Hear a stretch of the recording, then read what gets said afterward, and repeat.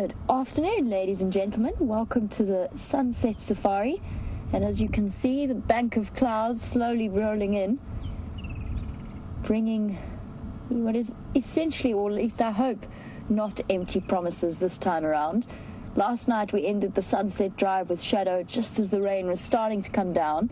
And by the time we made it back home for dinner, it had stopped. I hope that this evening doesn't do the same thing. I really hope that it brings us a little bit of rain to relieve this incredible drought we've been experiencing. But we do have exciting things that we have discovered since, and an exciting afternoon planned for you all. Good afternoon. My name is Jamie. I have Wium on camera with me this afternoon. And can you believe it? Mr. Scott Dyson is back. He'll be out with Bryan as well. We also have the lovely Nikki Austin back in FC with Kirsty directing this afternoon's show. Without any further ado, let's get cracking and make our way to Arethusa. So, for those of you who might have missed the show this morning, first of all, you missed out on my incredible dung spitting talents. A once-off performance, maybe to be repeated, but not right now. Oh, by the way, that looks like a steppe eagle. Sorry, I forgot to mention that. Or a tawny eagle. It's very hard to tell in this light, but the posture to me makes it look a little bit like a steppe eagle. Very similar. I can't see his gape and the distance between, or how far back the stripe behind his beak extends. I'm struggling in this particular light. He's perfectly silhouetted. I'm fairly certain we got a steppe eagle here. But doesn't he make for a picturesque scene? Exactly where we saw him the other day. When I was out with Tebs, he was having a bit of a bath in a mud puddle, and then he flew up to that tree, creating that stunning image. There's nothing more striking than a bird of prey on a dead tree. Right, where was I? So I'm going across to Arethusa just to have a look and see, because this morning Shadow had crossed from where we saw her yesterday afternoon. She'd crossed into Hoffman's. I just want to go and have a look-see around the southern corner of Arethusa. First of all, to see if she pops out there, but also always in the hope that we might catch another brief glimpse of Kotile, as we did a couple of afternoons ago. For those of you who missed that update, it looks as though Kotile might have cubs. I still haven't managed to find out exactly where she's denning. I think it's somewhere around Shirley's itself, but we'll have a look and see if we can figure that out for you. And back to this morning. So James Hendry was absolutely right. There is a new mother at the den site, at the hyena den site. Two brand new little bundles of teeth. I was going to say bundles of joy. Bundles of teeth. Bundles of sharp teeth and mischief. Very, very tiny. We only had the briefest glimpse this morning as they made, not, I wouldn't say their debut, because apparently they appeared last night, but their first proper debut on our live safaris. They are the cubs of the hyena I think of as Madam, though you feel free to object if you don't enjoy that particular name. The matriarch, Bella's mother, has had brand new cubs. So at some point this evening, either Scott or myself will be returning to that den site just to have a look and see what's happening there. But for now, we journey on to Arethusa to see what we can find there. Oops. So this is exactly where Shadow crossed left into Hoffman's. Last night we saw her, she was moving through what we know of to be the boundary between her mother and her territory.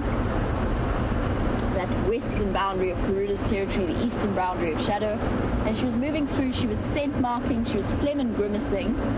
Whether or not she was phlegm and grimacing at the scent of her mother or at the scent of a male, we'll probably never know. I suspect, though, that she was having a sniff around where her mother had scent marked, because she then deliberately went and scent marked on top of it. And we've seen them there before, of course. That's incredible sighting with Brent, where the two of them lay a couple of meters apart and grumbled at each other for a while.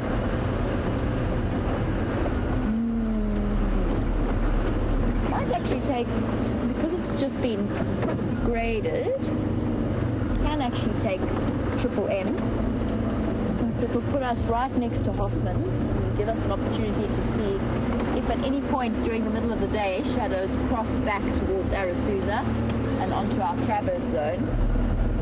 Wium, you'll have to help me out. After yesterday, I've lost my confidence in leopard spotting. After I drove straight under a termite mound, desperately looking for where Shadow was, and didn't realize she was above me. So we'll have to, or I just need to get my eye back in. Okay, Wium says he'll sort it out for me. Thanks, Wium. It was very, very embarrassing, but a bit funny. It was a little bit funny. She wasn't stressed out, so it became a funny situation.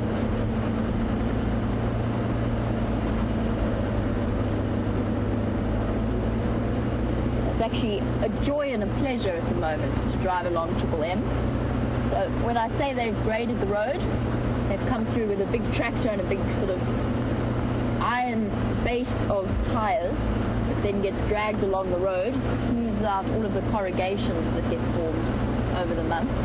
It's one of those things that they can't do all that often, because if there is a big downfall, it's going to make the road 10 times worse and actually contribute in its own way towards erosion.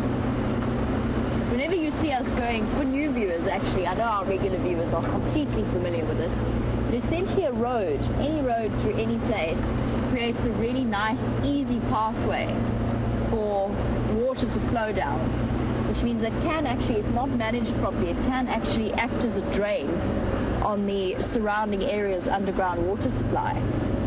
And that's why you see us going over bumps all the time. And I'm sure some of the new viewers must have been watching that and thinking they were speed bumps. It's not speed bumps, they're not to reduce our speed, although certainly in Arethusa they do. But really you shouldn't be speeding anyway. But it's actually to collect water and stop that runoff. They're known as bolsters. And next to each one, on either side, is a drain. So an area that they've dug into the soil, and basically what those bolsters do is they stop the flow of the water and they redirect it on either side through those mitre drains into the soil.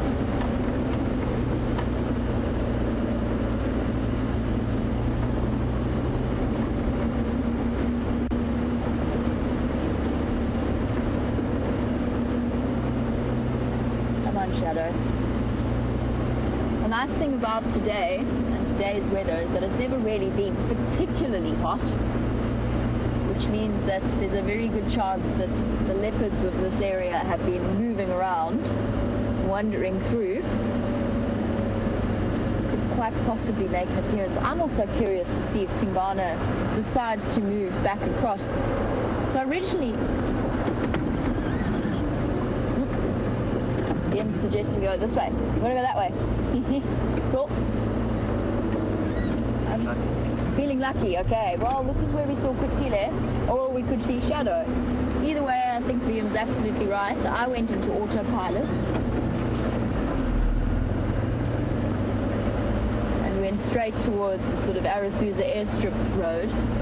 And I think Wium's right. I think we should approach from the southern side. Let's see if one of our two lovely ladies decides to pop out.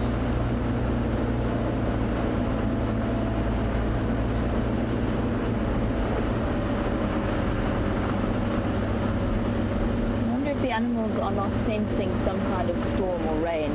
I feel a storm coming on. I don't know, I've been wrong about these things before. There's just a slightly electric heavy feel to the sky and to the air around us. It's got that muggy heat.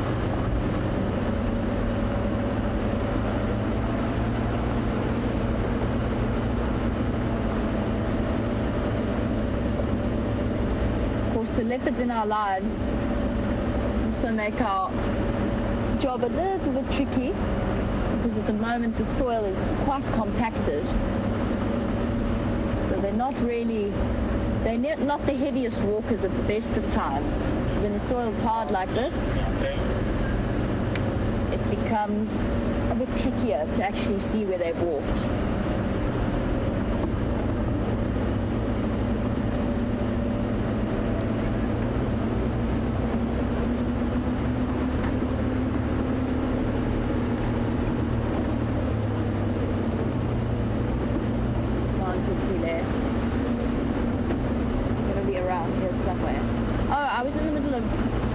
chatting about the leopard tracking we did. So about 2 days ago, I tracked a male leopard through Djuma and across into Torchwood. And I thought it was Mvula. It turns out it was Tingana. So I'd be interested. He's really pushing into Mvula's territory. Even just from my 6 months of my experience, it seems as though that boundary is shifting further and further east between those two leopards. I'd be curious to know how long he decides to stay in that area, or if he decides to make his mysterious appearances, as he always does, in the most unexpected of places.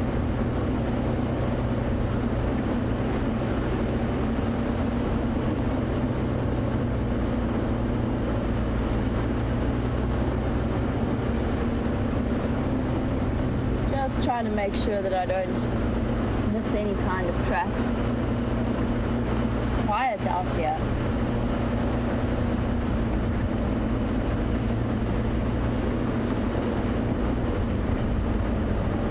This is close to where Kutile was first spotted.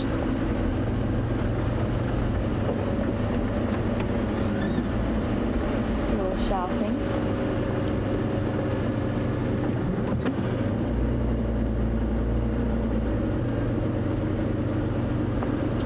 Sound like a frantic leopard alarm call.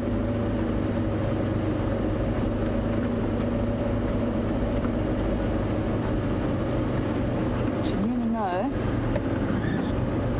Stop for a moment and have a look. You hear that squirrel? It sounds like a witch's cackle, almost, to me.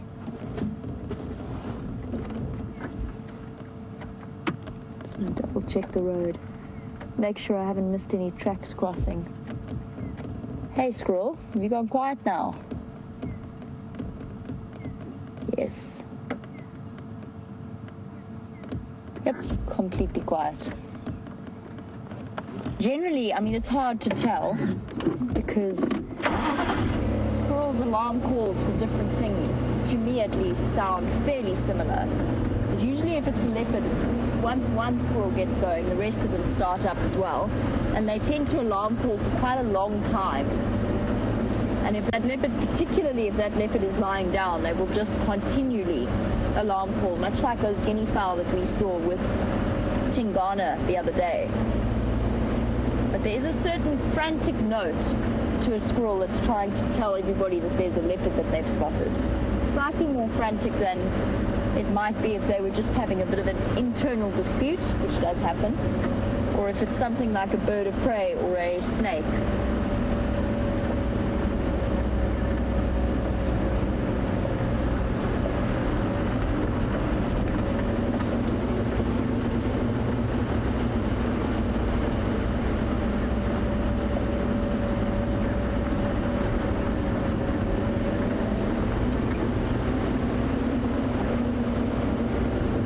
Making sure that I check the top of every single termite mound.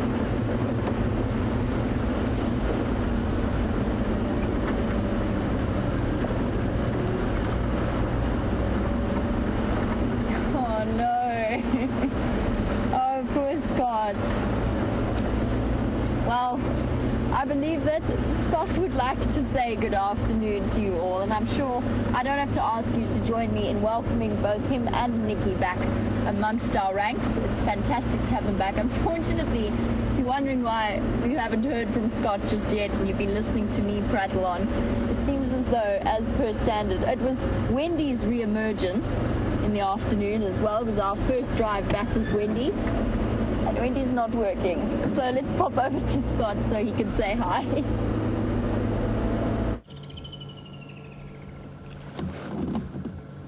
Well, hello everyone.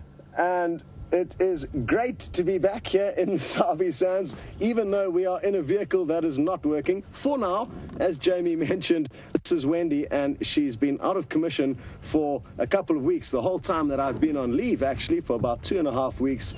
So is she. She's been resting, and she appears that she still needs more time off before she gets busy in 2016. So we're waiting for Steph and Eugene to come and rescue us here. I've got Bryan on camera with me. Great to be teamed up with him again, and really looking forward to getting out and exploring a little bit more. It's remarkable how dry it is out here. It looks like the earth's been toasted by a big flamethrower. And I can't believe how dry it is. Some of you have been following the show very closely over the last few weeks. I haven't, but really look forward to getting to hear what's been going on. It sounds like a lot of interesting stuff has been happening with the hyenas. Not many lions around. Hopefully that's going to change. And some interesting stories with leopards, some speculation with Shadow having cubs is one thing I heard while I was gone. And I'm really looking forward to taking you guys on some more action and adventures. Some of you may not have met me. My name is Scott, and I've been here for just over a year, and really look forward to getting stuck into 2016. There's some exciting prospects on the cards for SafariLIVE, and we're just going to have to be patient with these tech issues here and not let them demoralize us. The good news is there is another vehicle, Rusty, back at camp that we're going to probably swap into. We were just hoping to get Wendy back out and see if she was operational, but no luck. Even though Eugene took her out for an hour and a half this morning, there seems to be something that's gone wrong in the course of the day. And let me see if it does it again. It's quite interesting, actually. When I pushed the immobilizer earlier, oh no, it's not doing it now, but the fuel indicator started shaking wildly when I pushed the immobilizer, and I'm not sure what that meant. Let me see if we turn the key, what may happen. Oh, no. And then there's this funny kind of shuddering noise. Tick, tick, tick, tick, tick. So I don't want to push it too much and try starting it too many times in case there's some serious problem in there that we're just aggravating further. Oh, here it goes again. Check this out. What could it be? Well, that's, oh, and then you can do that as well if you touch one of the lights indicators. So there are some electrical problems with this vehicle, and like I said, we don't want to take any chances and push it too much. But I'm glad you guys did get to see exactly what's holding us back. And thank you so much to all of the very kind words, and welcome back. It is great to be back, and like I said, hopefully it won't be long before we're on safari together, and we're going to send you back to Jamie so that you guys can carry on with the adventure with her. See you later.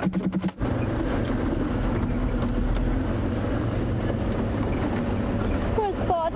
I don't think that was the way he was planning on making his debut drive after coming back from leave. Nice to see Wendy again, I guess. Static as she may be. We've just arrived at the southern boundary. So far, all I've seen in terms of tracks coming across has been hyena tracks. Big hyena tracks, though, that have popped through here.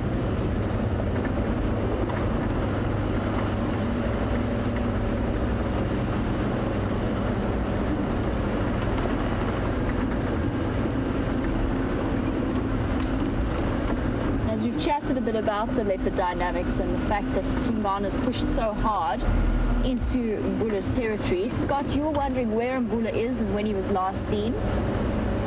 Just give me 1 second. I have to just remember. He was seen yesterday by some of the, I think it was the Nkoro guides, and he's moved much further east. He's sort of in the southeastern corner. He's been quite close to where Tingana was wandering around as well. And he was seen very close to a Birmingham boy sighting. And sorry, Scott, if you give me 1 second, I'll remember where it was exactly he was seen. But he has been seen recently. He is looking well. I mean, Mbula, in theory, he's actually quite old. He's not old. He's reaching senior age for a big male leopard like himself. And he's starting to, in my opinion anyway, I've only ever really seen pictures of him in his prime, and I've only ever seen him a couple of times while I've been working here. But he's starting to look a little bit sort of thin around the back end, which is usually where male leopards start to lose weight a little bit as they move on past their prime. But I mean, he's still got plenty of life in him yet. He's perfectly healthy. Oh, I wish I could remember where he was seen. It was somewhere in the southeastern corner of his range and quite close to the Kruger boundary, Scott. Maybe if any of the viewers know, because I know that update was shared amongst some of the Facebook groups, you could help in jogging my memory as to where he was. I think it was an update posted by Karula. But that was about 2 days ago. 2 days or yesterday he was seen. So he's absolutely fine. I mean, he's alive and well. Actually, I need to stop at a starling and make a correction. He's gone. So the other day, I was on drive at Buffelshoek Dam, and I misidentified a starling as a greater blue-eared starling. I realized my mistake almost as soon as I'd said it. I was sort of looking out of the corner of my eye and concentrating on Duggar boys. And I completely, I think it was when either the buffalo chased each other or there was some kind of change in the sighting, or I was listening to a question coming through and I completely forgot to correct myself. So when I see a good example of a Birch's starling like this one, just to show you, I identified it in that sighting as a blue-eared and it caused much confusion. So my sincerest apologies for that. I should have corrected myself as soon as I realized, but I got distracted. So the long tail, the slightly bigger size, the dark eye, that's what makes it a Birch's starling. It's actually a much bigger bird than the blue-eared starling. I mean, this isn't the best view, but I thought that since I can see them, I'd better correct myself while I remember. So sorry, everyone, if I caused you much angst and confusion. I certainly didn't mean to. I just completely went out of my head. Luckily, Mr. Henry, who should be on leave, was on the ball and picked up on my mistake.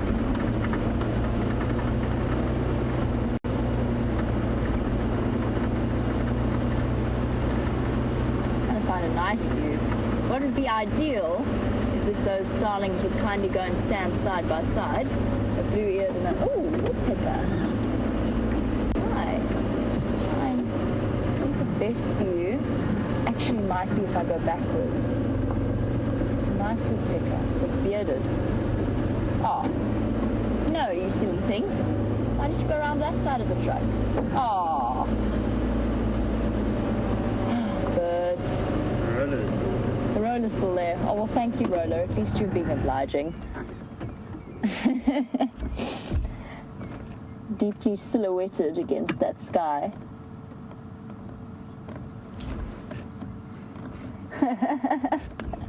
You can't find him. Where's he gone? Yeah, I mean, he's there, but you're in exactly the right place. It's just the silhouette of the light. Oh, dear. Oh, wildlife with feathers and wings. Let me go backwards slightly. Maybe we can get the colors right. No, he's gone too.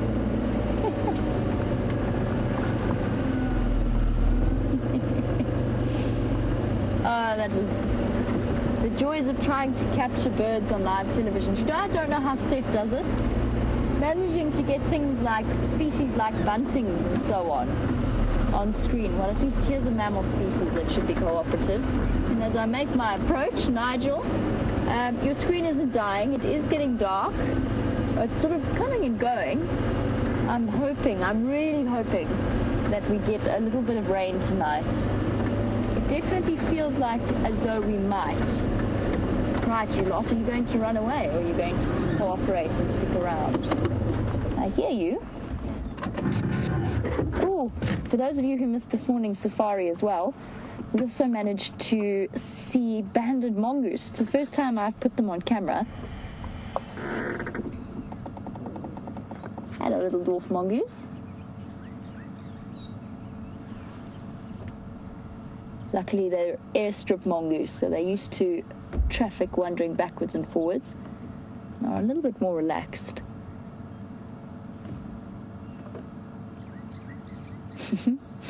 Step, step, look. Step, step, look. The other nice thing about dwarf mongoose is that they tend to get curious and relax fairly quickly. If you give them enough space and enough time. Step, step, look. You've got to be alert. As the smallest predator out here, you never know when you might become lunch for somebody else.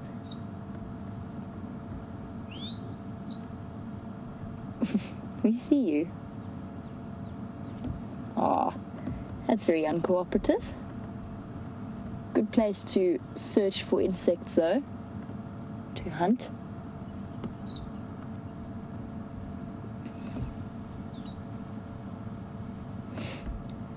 One of the most fascinating little sociable creatures. They live in these family groups in termite mounds that they inhabit. I've only seen these two, but I'm fairly certain there's more of them hiding somewhere around. I just can't quite see where they are. They might be quite spread out, doing their afternoon foraging session. But much like wild dogs, they have an alpha breeding pair. And the rest of the family is there to help support and help raise the youngsters of the alpha pair. That doesn't mean that subordinates don't breed. They do breed. It's just generally that the alpha pair is the one that reproduces most frequently. And I know that I'm sure regular viewers also always try to have a look for the mongoose with the white face. I know I certainly do. We're slightly away from that territory of where I suspect the territory of that white-faced mongoose might be.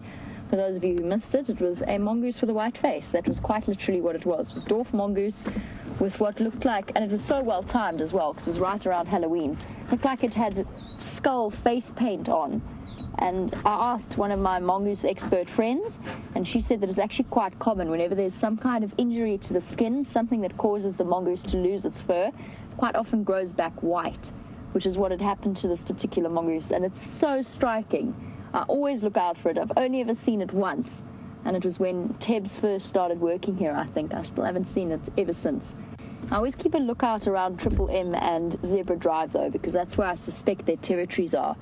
So we're sitting in this particular family's territory, but it's tiny. I mean, it'll probably be not any further than the middle of this airstrip from where we are at the moment. So they do have fairly limited areas that they move around in. Big for them, but fairly tiny in terms of our scale.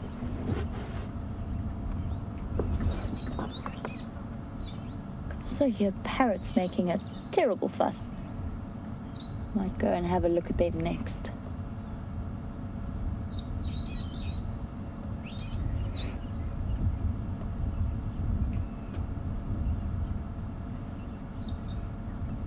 The second one has returned to the relative safety of the burrow.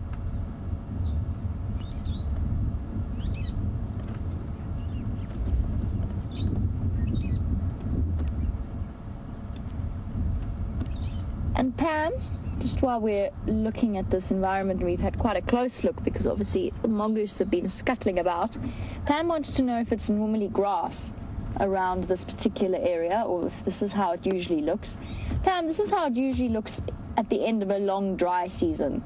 Yes, this time of year, in this particular season, in midsummer, when the rains should have been pouring down upon the earth, we should have grass. And we've spoken about this year being particularly bad, but last year was also not the world's greatest rainy season. I'm not sure about the Sabi Sands because I wasn't here at the time, but the area that I was in, just further towards the Drakensberg Mountains, we probably had about maybe 2/5 of the average annual rainfall, maybe a quarter. I mean, it was not much in terms of total rainfall for that season.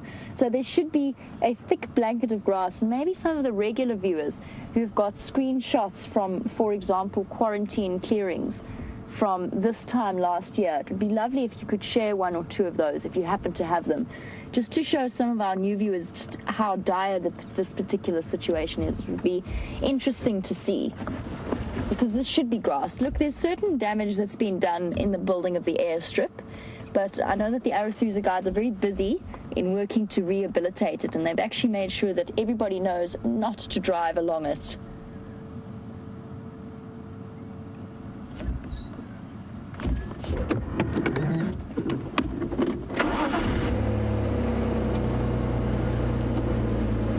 just want to get hold of Sean on the radio while I can see him. Afternoon, Sean.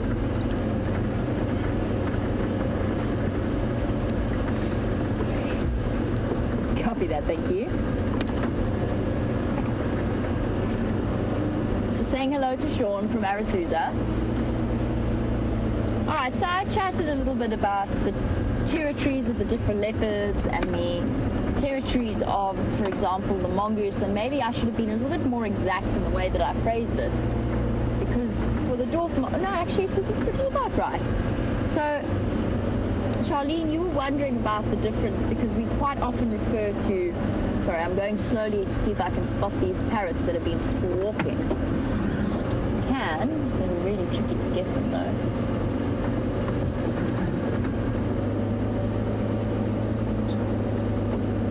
Yeah, you're cheating.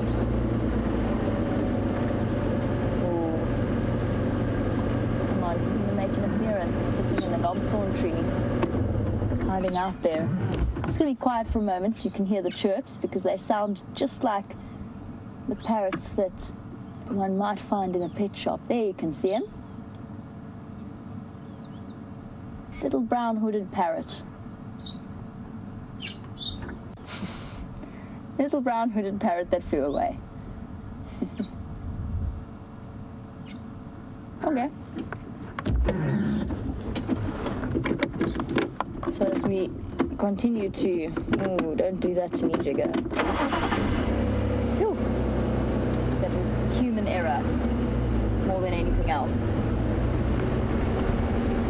Right, where was I? Oh yes, home ranges and territories. So you're wondering about the difference between the two. And you often hear us refer to it's the core part of their home range, or their territories are shifting, and there is a subtle difference.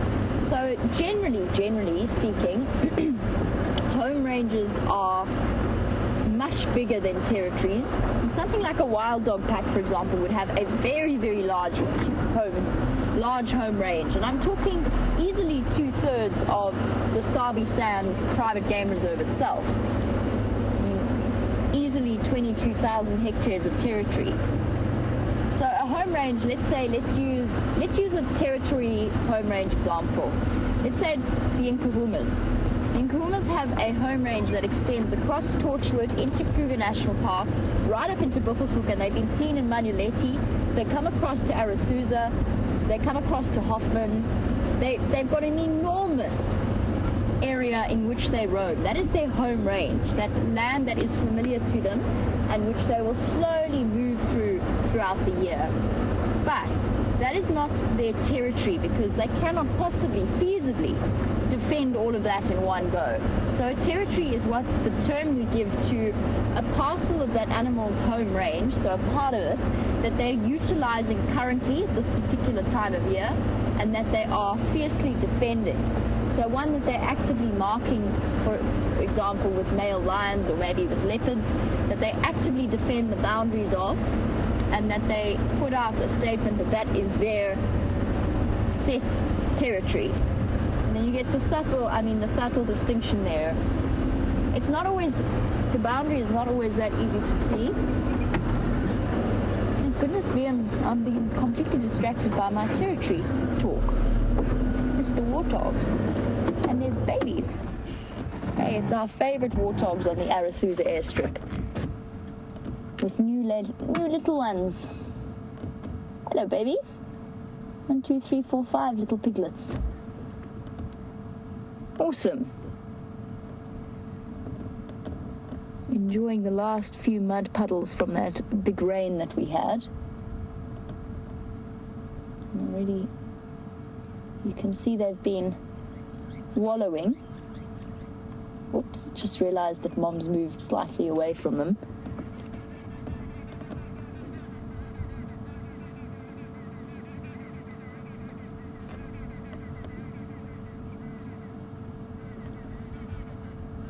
Hello, little piglets.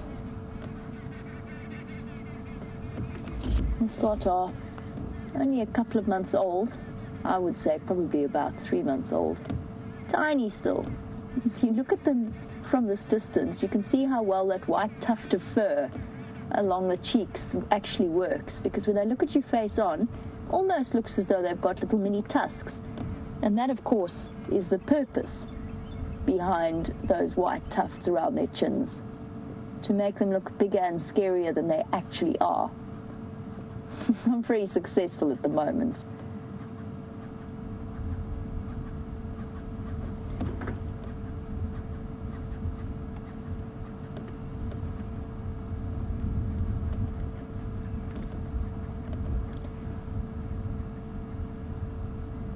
And they're called warthogs, of course, because they have a collection of what are termed warts on their faces. And Eric, who's watching in Virginia Beach, Eric, you were wondering what the purpose of those warts are. Is it a defensive mechanism? Is it to store fat, or is it a way of a bundle of nerve endings to navigate underground? And to the best of my knowledge, Eric, and that's actually a really, really good question. Okay, first of all, obviously for new viewers, Eric realizes this, but for new viewers, it's not warts as we know them. It's not any kind of skin disorder. They are pieces of grizzly cartilage on their faces. I'm sure there must be some kind of evolutionary purpose behind them. I don't know if they have a navigating effect of navigating underground, although I actually think that that makes total sense. But as far as I know, they're just there for defensive purposes. They're pieces of patchy grizzle, so cartilage and harder connective tissue. And the reason I say it's mainly a defensive purpose is because the fact that the best way to identify a female versus a male warthog, if it's facing you, although she's kindly presented us with a perfect view of the other method, but females have 2 warts on their faces, males have 4.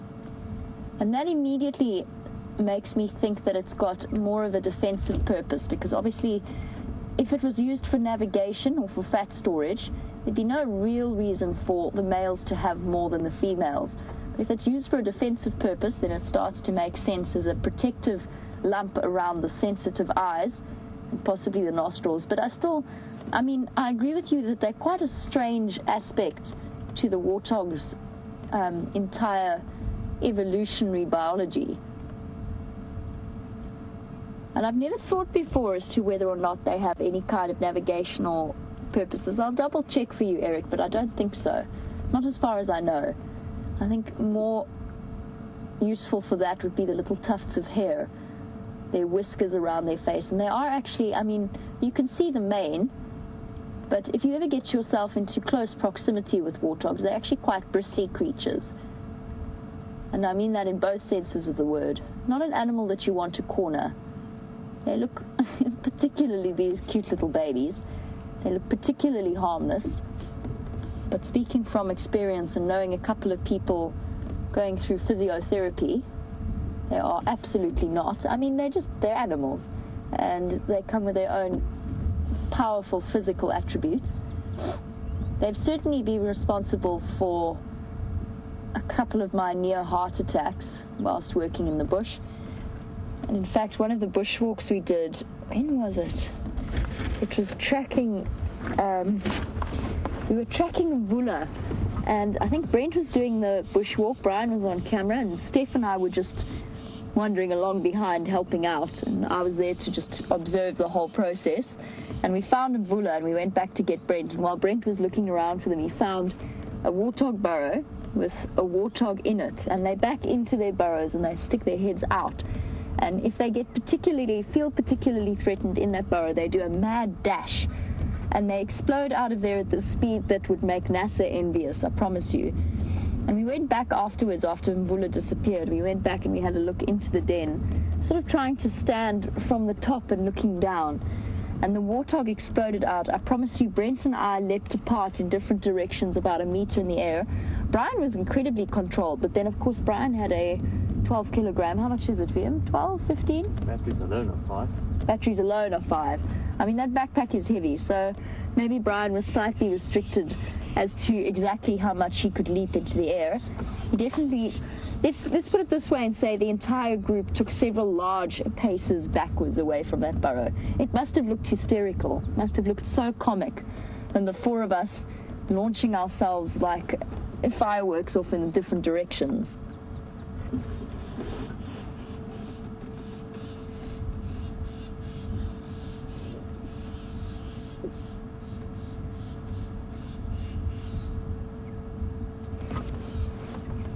We've got 2 5-year-old viewers, Olive and Emma, who are watching in Illinois. So, Olive and Emma, you would like to know if all 5 little piggies belong to one mom. So, is she the mom of all of them? And as far as I can tell, yes, she is. I think that they are all part of the same litter, so they're all brothers and sisters. Oh, shame, one's lying down to have a bit of a nap. Nope, just foraging. And the reason I think that they're all part of one... fly in the mouth. Yuck. They're all part of the same litter is the way that they've been moving about. They were in quite a sort of tight group when they first arrived. They're also all the same age. And they seem to follow one female in particular. So I'm fairly certain, Olive and Emma, that they do come from one group. But sometimes you do see 2 mommy warthogs that join together when they both have babies, and they spend a bit of time in each other's company as a way of helping to keep their babies safe. So basically, the more eyes and ears there are to watch for dangerous predators like leopards, the better the chance of their baby's survival. So they do join company, but in this case, I think it's just one mommy, and I think it's the big mommy on the left. I think the other female is just an associate.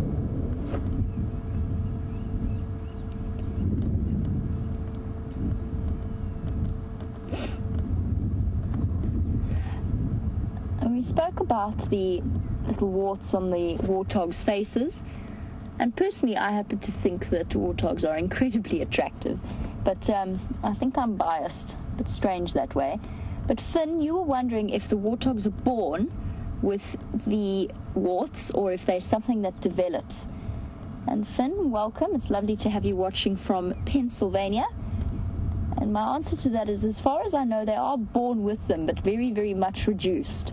So they're present from birth, but they start to increase in size as the piglets grow. So they're very small, disproportionately small when they are first born. And then they start to grow and lay down cartilage and sort of tendinous tissue in those particular growths on their face. Makes them look more and more intimidating. One of the first parts of a little warthog to grow, though, apart from those warts, are the little white tufts on the sides of their faces. It's a way of making them look, in theory, it's a way of making them look much scarier than they actually are. Doesn't really work. I mean, they are clearly such tiny little creatures. And that mother will be largely responsible for their defense. They're very fast, but they've essentially got to rely on her. And she's done incredibly well, even just to get them to this age. There is so much out there that considers a baby warthog a very tasty snack.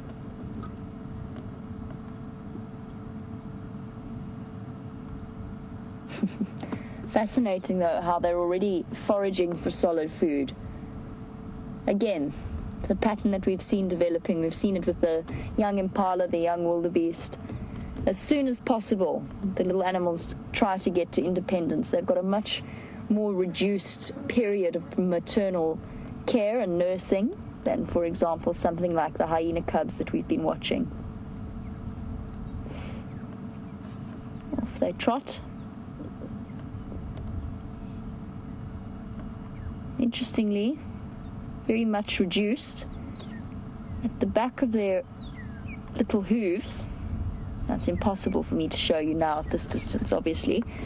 But at the back of their hooves, they've got 2 back toes from sort of the evolutionary line where they used to have, because we know that hooves are one of the most highly evolved foot structures. So those 2 toes joining together, and then basically it's the animal walking right on the tips of their toes. But at the back, much like you see in buffalo, you've got those reduced little stumps from where they used to have more than 2 toes. And that occasionally, in thick mud, actually shows up in their tracks as well. Particularly where they push down deep. Gonna leave our warthogs, as lovely as it has been. Bye-bye, little piggies. Good luck. Nice thing is with this Arethusa warthog group is that we could well see them lots and lots. Look at this.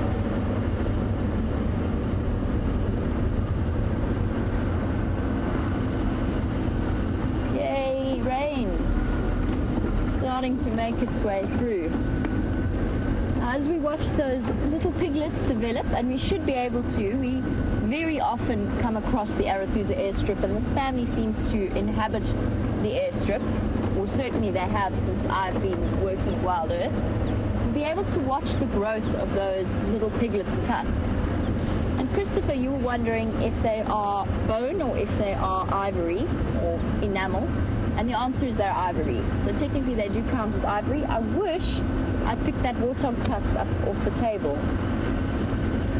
Steph was sitting this afternoon at lunch trying to compare the width of my arm to the warthog tusk, which was quite sad in its own way. But they are ivory, so it's teeth.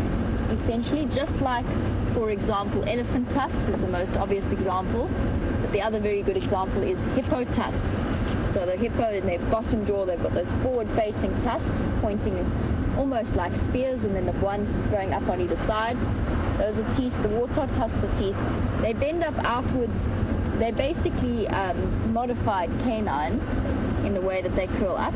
And it's not the top tusks, and I'm sure most of our regular viewers are very familiar with this concept, but it's not the top tusks that are actually the most dangerous part of the warthog. They've got tusks on the bottom that, from constant moving their jaw up and down, opening and closing their jaws, that have actually worn to razor sharp points. And one day I'm gonna find a lower warthog skull to show you, and you can see exactly what I mean. I've found them before, and really, when I say razor sharp, I mean really, really sharp. And that is the bit that you've got to watch out for, because they know exactly how to utilize those teeth as weapons.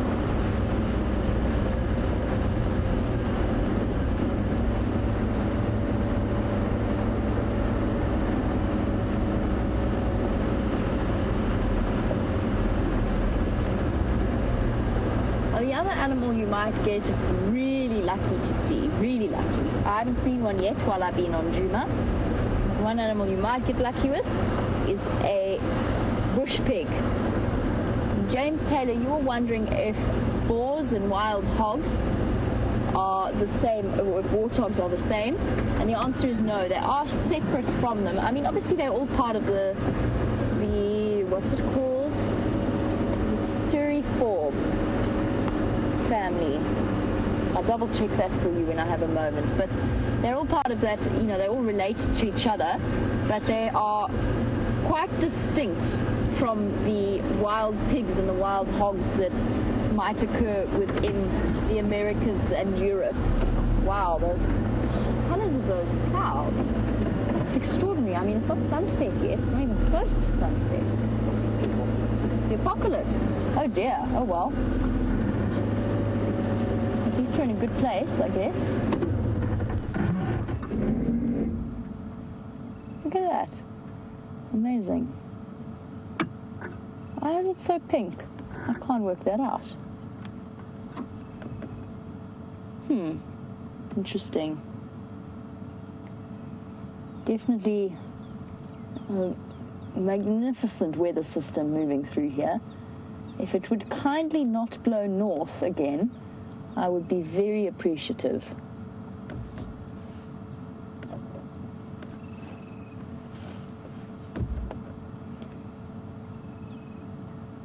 Come on, rain. We can still drive in you. Just a little bit of drizzle. We really need a sort of a 2-week drizzle period to break the impact that this drought has had on the dams. Where was I? Sorry, James. I was in the middle of answering your question. So, slightly separate from, so a sort of a distant relative of those wild boars and those wild hogs. But the bush pig, the African bush pig, and let me show you a picture while I do this. I think I can drive and look it up probably. Can nice thing about jigger is that it no longer veers off to the side. Bush pig, 80. Keep your eyes peeled, everybody, because I can't drive Scott. Maybe I should just stop. Let's not try and do too many things at once. Since Wendy's not working, we can't really afford for me to crash jigger as well, can we? Here we go. Picture of a bush pig. So that is a closer relative to the wild boars and to the, what was the other thing? Wild hogs that we were chatting about. Big creatures. I'm talking sort of well up to about 1.5 meters or over 1.5 meters in length, and just up to about 1 meter, so about 3 feet at the shoulder. And a good, probably heavier than I am.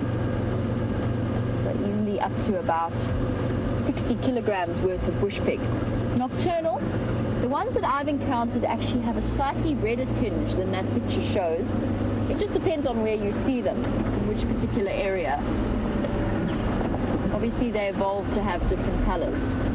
One day, I mean, it'd be so exciting if we could show you a bush pig on these live safaris.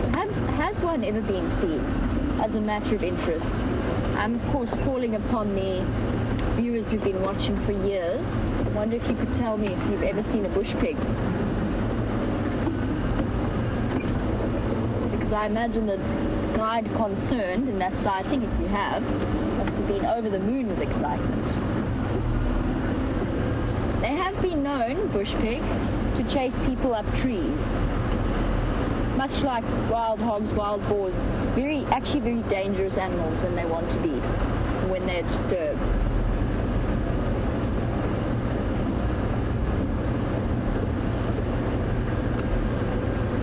I think that 60 kilograms of irate pig is not to be messed with.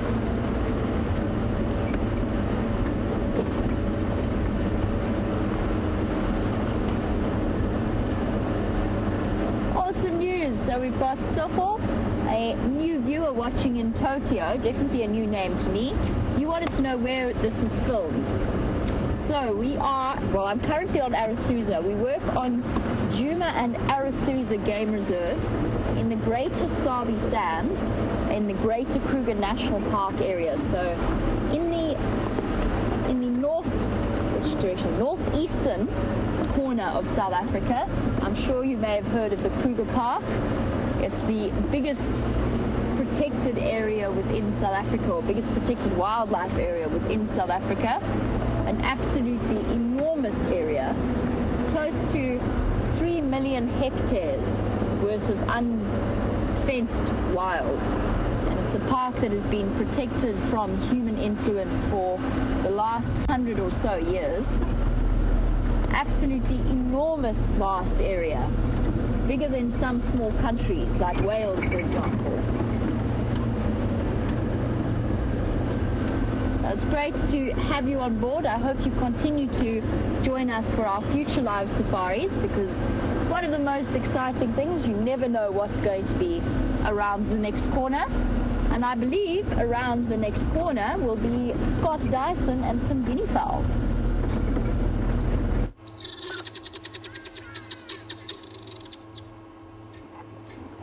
So Bryan and I are finally in a able vehicle, none other than Rusty, and we are back out on safari, and the first thing we've come across are these helmeted guinea fowl, and you'll notice they are letting off their alarm call every now and then. There's my terrible impersonation. You can see them going at it again now, and I'm not too sure what it is. There's interestingly a third individual that you just got a glimpse of on the kind of left of your screen there. So that one's in front, and then there's another two closer behind. And what's interesting is that at this time of the year, they're usually in pairs. They're not usually in trinomials. So maybe it's the fact that there's a third one nearby that's causing the two further back to let off their alarm call.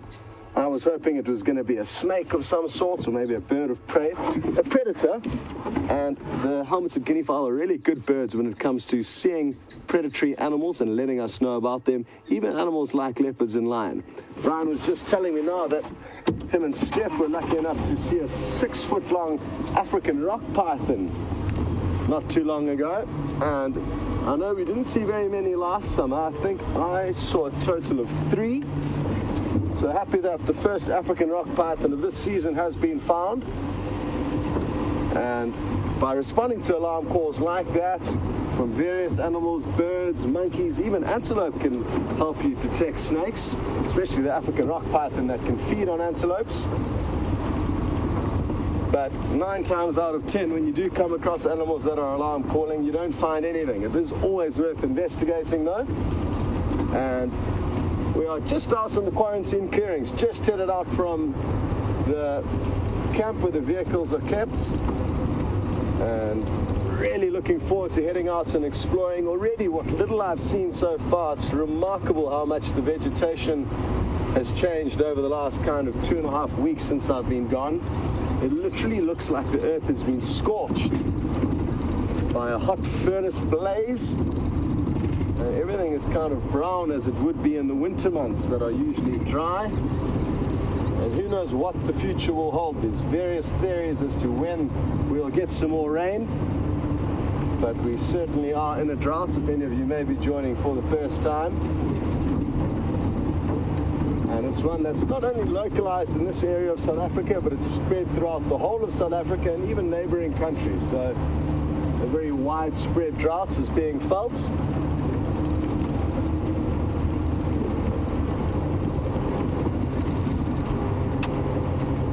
So my game plan is to drive around and familiarize myself with the vegetation and a few things that obviously have changed since I've been gone on leave. And we're going to do so slowly, making our way into the area of Mumba Road, Cheetah Cutline on the eastern portion of the property, in the hope that we may be able to rustle up a female leopard. And Steph told me that he was out there this morning in that area, and there was tracks of what he thinks could have been Karula coming into the property.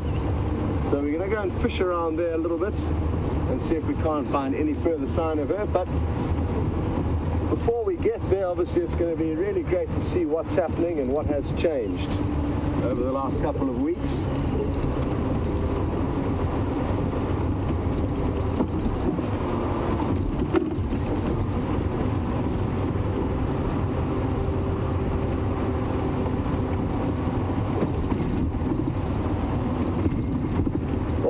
Not only am I going to familiarize myself with what's been changing in terms of the animals and vegetation here on Djuma and Arathusa, but also the new safari goers that have joined the family since I've been gone. Alan Tate, I'm told you are one of them, and the only animal you missing off your list is lions.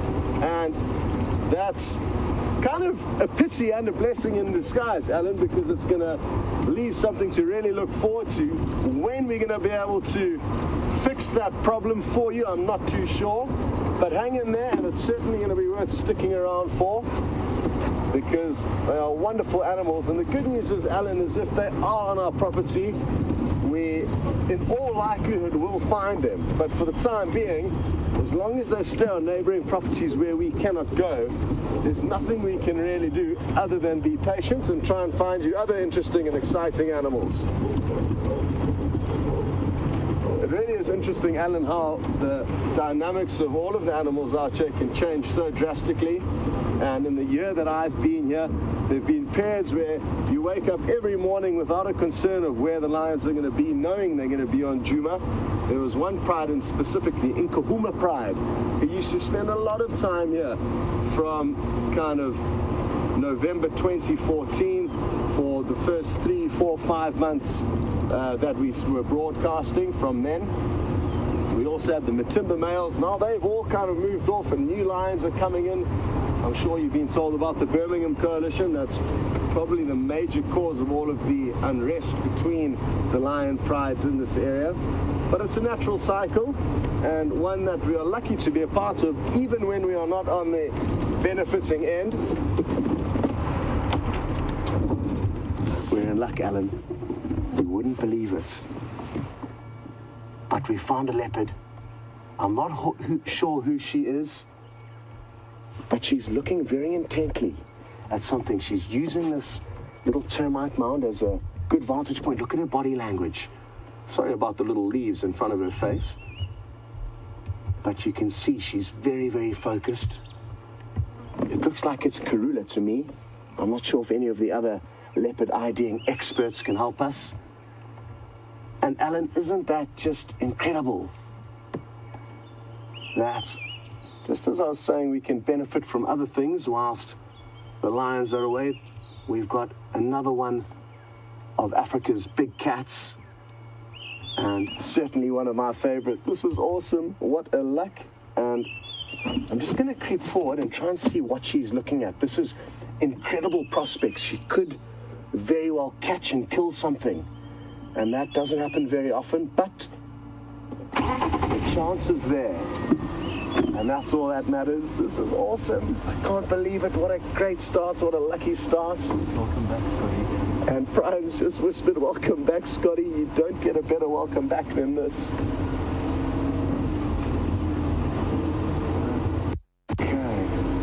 I thought I was seeing things when I saw the spots on this termite mound initially, because it was simply too good to be true. And I did a double take just to make sure I wasn't seeing things before I eventually switched off the vehicle. Okay. We can stop here and look at that. Absolutely incredible.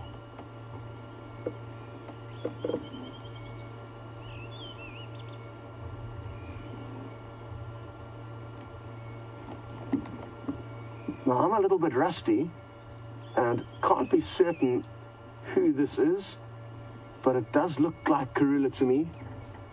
Unless it's another female. It's not Shadow. That I'm certain of. And thank you very much to Raisa. And good to know you are watching. Raisa is one of the speediest of our leopard identifiers and also one of the most trustworthy. And they've been following the SafariLIVE experience for many, many years. And Raisa, thank you for your help. And also thank you very much for your kind words welcoming me back. Now, Karula, what did you see over there? I'm not even going to ask Bryan to pan across there because it's quite thick and there's nothing really to see. And it looks like she's heading off in that direction anyway, so that's perfect. And she's obviously going to try and catch up to her and get a little bit closer to whatever it is that was lurking up ahead. Isn't this phenomenal? She's just meters in front of us, completely unperturbed for our vehicle. And like I said, I'm certain there's something up ahead here. And we must just sit tight, and hopefully we're going to be fortunate enough to see her in action.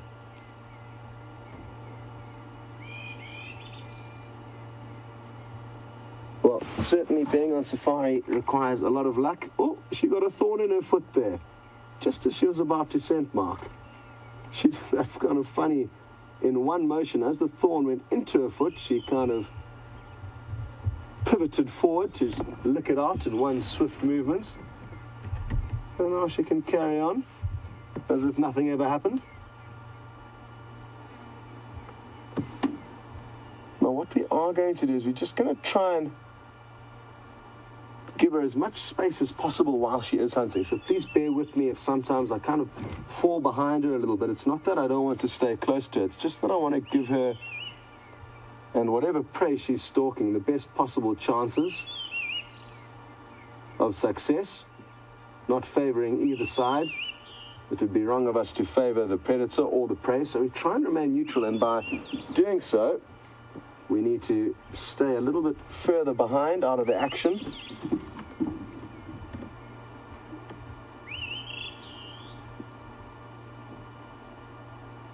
What I'm going to do is just get onto the Game Drive radio quickly and call the sighting in. It's on an open radio, so you'll be able to hear the chitter and chatter once I have called it in. Good afternoon, stations. Karula is on Weaver's Nest, just south of Philemon's cut line, heading west.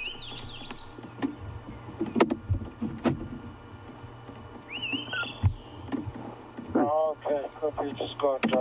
Very much interested. So happy. Welcome back. Copy that, Orbs. Thank you very much. Keep coming. Wonderful. Well, so happy to hear that Aubrey's close by, and it sounds like he's desperate to show his guests a leopard. And he's going to be making his way straight here. For those of you who don't know Aubrey, he's one of the two Juma guides, him and Taxon. And it's so often that he's the one calling us to the leopard, and always quite nice when it's the roles reversed. Okay, I think it's safe for us to move forward without interfering in any way.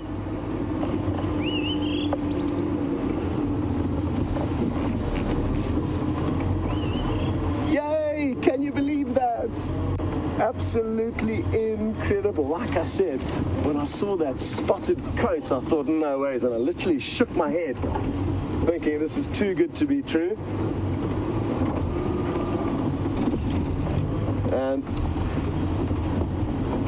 thanks must go to Steph for his updates to me. And even though we are very far from where Steph had those tracks of who he thought was this female leopard this morning, it was his information that caused me to take the route that we ended up taking, and hence finding the leopard. So no skill involved, but like I said, being out on safari, often you got to bank your lucky moments.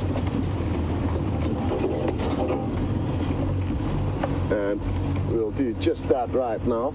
The leopard's just off to our right, and then I'm just going to creep forward a little bit further and then stop the vehicle.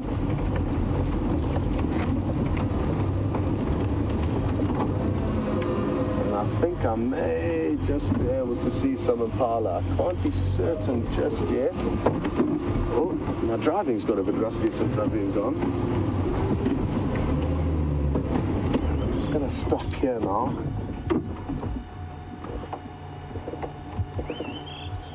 So she's obviously heard something or can see something a little bit further off to the right. But I think directly in front of our vehicle, it's going to be difficult to see. I'm just going to get my binoculars out quickly. There may be some more impala, and impala can often form very, very large herds, and therefore they could be scattered out over quite a large distance here.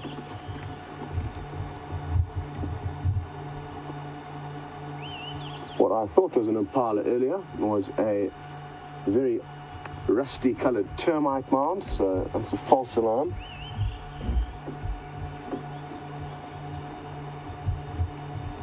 Isn't it wonderful how even though we can see nothing, we know that there's something here. Her body language is just too intense and too focused for her to be on a casual stroll, and she knows there's an opportunity here. That's for certain. It's still very hot and warm, but that's not slowing her down. She looks like she's quite hungry. And what great, great prospects, because we've still got a lot of time left on safari this afternoon, and as the light begins to fade a little bit later on, her opportunities are going to become even greater. And it's not uncommon for leopards to actually sit and wait for darkness when they are close to prey, rather than rushing in and blowing a good opportunity. So we should also prepare ourselves for that to happen. It's the most bizarre thing. A leopard will be in full stalk mode, get sight of its prey, and then simply lie down and go to sleep, hoping that either the prey comes closer to her or that it gets darker and allows them to creep up a bit more stealthily and effectively. Again, please bear with me. I know it's difficult to kind of see what's going on. It's difficult for us to show you what's happening, but I don't want to ruin this opportunity for her. I also don't want to cause the prey to panic unnecessarily and possibly run towards her. So it's a very fine balance we're trying to keep here.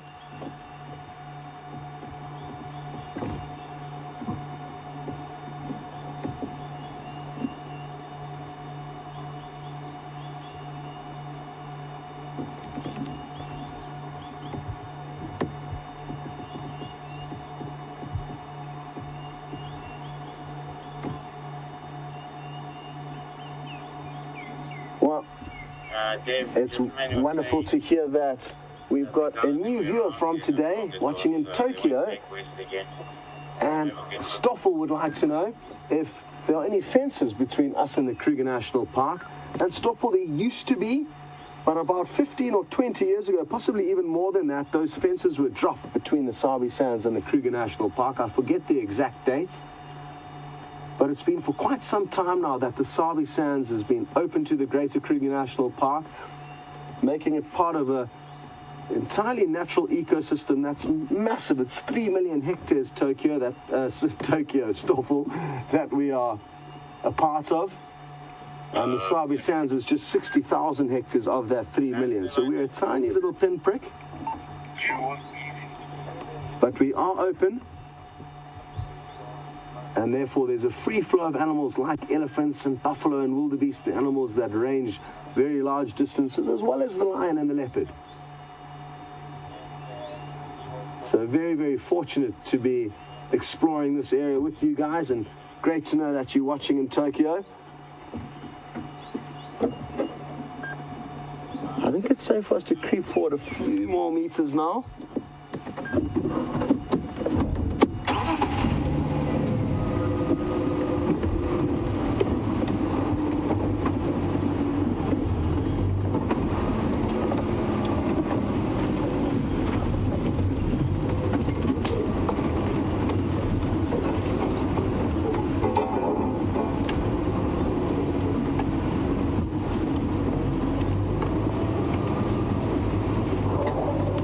Afternoon to Vernie, and Vernie is obviously a seasoned safari goer and knows that Karula is quite old, and not only that, that she's also been here on Juma for many years now, and is interested to know what kind of factors cause a leopardess to be able to stay for long in any given area, and what would cause her to move out if there are any reasons. And it's a good question, Vernie. She's kind of midway through her career, if she continues to lead a good life as she has up till date. She's 9 years old now, if my memory serves me correctly, and she could well live up to 18. There've even been leopardess that live up into their 20s, and there's multiple factors that will cause her to be successful in this area. Obviously, her age and wisdom and experience are vital, but often leopardess will be actually thrown out by their daughters, and they are going to be younger and stronger and more bold. And that, interestingly, has actually happened with Shadow, her one daughter, who needed to kind of expand her property a little bit to ensure her young male cub was not affected by an intruding male from the west into her territory. But like I say, she's probably only halfway through her life at the moment, and they do tend to stick to their territories, the female leopardess. Once they set up a territory, it's not often that they move far distances, and they can live a whole entire life in an area of about 3,000 to 5,000 hectares. It's never solid borders, and the borders will always kind of fluctuate and vary in terms of size. And just like I said, she gave way to her daughter for a few months. Now she's pushing back into that chunk of territory where her daughter was spending a lot of time. But the beauty of it is, a lot of it is kind of the story between the leopards, and they will only know the reasons and the finer details as to who gets which piece of land and why, and all of the disputes that often happen when we're not around, sadly, Vernie. So we don't get to see what happens and when all the time.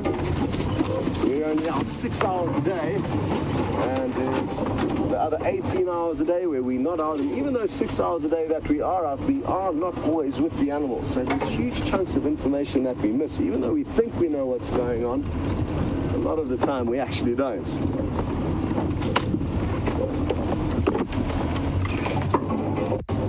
Good question, Vernie. It'll be very interesting to see how much longer Karula manages to stay in this area. So I'm just trying to loop ahead now with the harness resistance.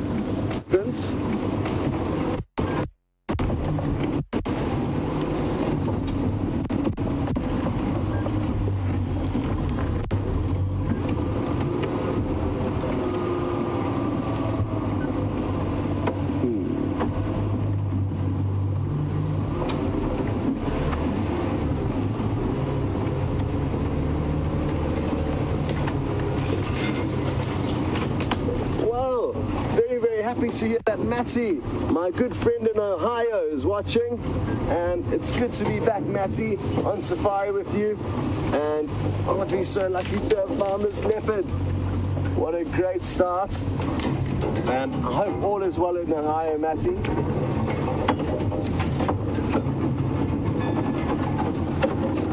Now, a lot of these bushes that we're driving over, for people like Stoffel and Tokyo who are joining for the first time, it's important to know that we know which vegetation can handle a little bit of a beating and which vegetation can't. And the vegetation that we drive over will always just pop back up. So nothing to worry about then. We are as sensitive as possible when we are off-roading. Just going to wedge us into this little spot here. I think Bryan should be able to get a decent view of it. Yeah, there we go. And again, just like when we found her, she is focusing on using these termite mounds as little structures that they can climb up onto and get a slightly better view of their surroundings. What is it that she saw here? What is it that she sensed? Possibly it's a small antelope like a duiker or a steenbok. That's maybe why we haven't seen it, or maybe why it's run off unnoticed by us. So that is a possibility. Maybe she's not after a herd of impala like I initially suspected. I'm just going to get on the radio to Aubrey quickly just to make sure I know where he is, just so we don't miss him and don't waste any of his time. There he goes, and there he goes, calling me on the radio right now. Go ahead, Aubs. Yeah, I'm driving past the junction.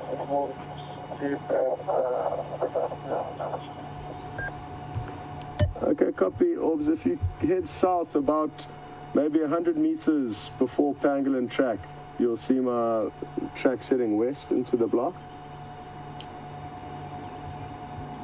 Okay, go I've got your audio. I can't see you, but yeah, you should see my tracks quite soon next to that big Shadulu on the eastern side of the road. She was on there before she headed west.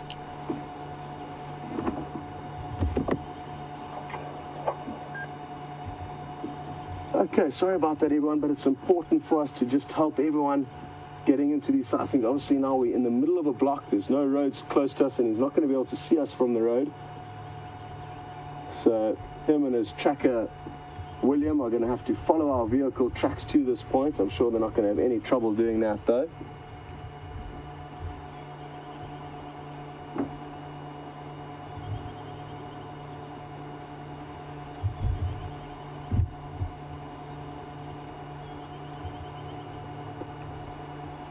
Hello to Macy, and also on the topic of trying to be as sensitive as possible with these animals when they're hunting, Macy's interested to know what I think the leopard's thoughts are of having us around, having these people in an open vehicle with the noise, with our voices, with us distracting them possibly.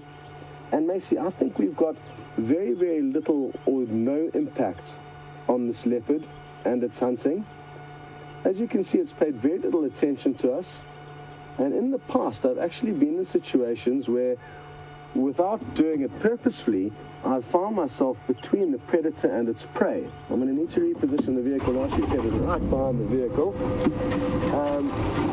So, Macy, I've actually seen leopards using vehicles to try and aid them in their hunting, because obviously this vehicle creates a big solid structure that can be used to prevent the prey seeing the leopard.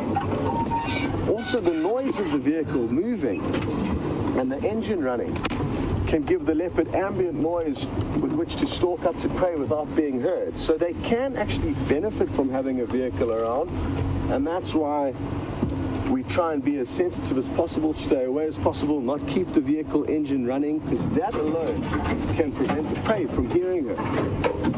But the leopards certainly don't mind our presence, and if they did, Macy, they wouldn't allow us to find them in the first place. That's very important that you understand that. Leopards do not typically act like the leopards of the Sabi Sands, where they are very relaxed with the presence of vehicles.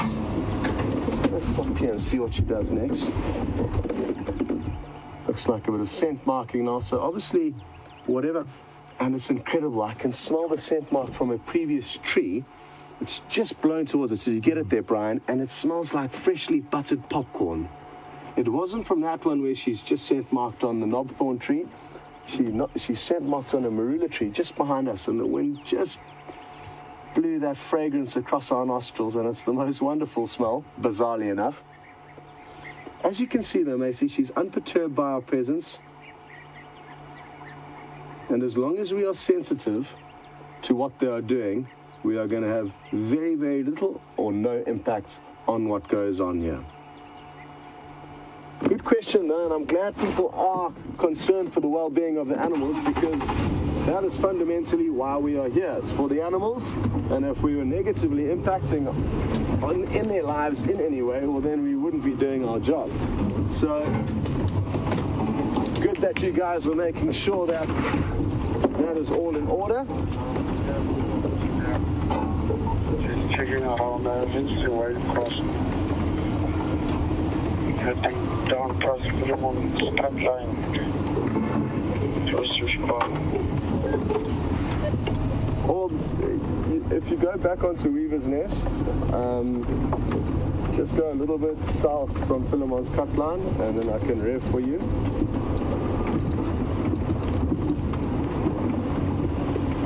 Sorry everyone, Aubrey's having trouble getting to us, so I just want to focus on, like I said, not wasting his time and getting him in here as quick as possible.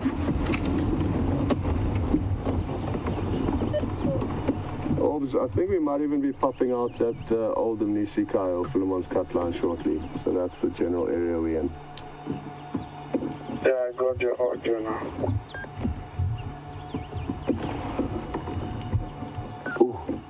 That was beautiful to see, and the way she just crept up onto that termite mound. They often stalk up not knowing what's going to be on the other side.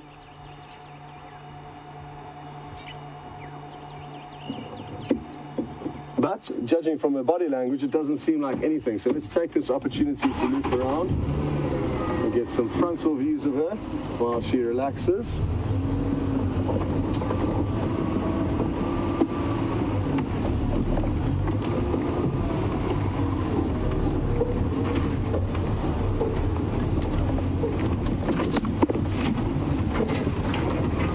So I'm told that there's been a lot of chitter and chatter on the various platforms about the wow on Karula's forehead. And if you look very closely, just above her eyes, the little spots spell out wow. And once we get into position here, Brian's going to be able to zoom in nice and close and show that to you.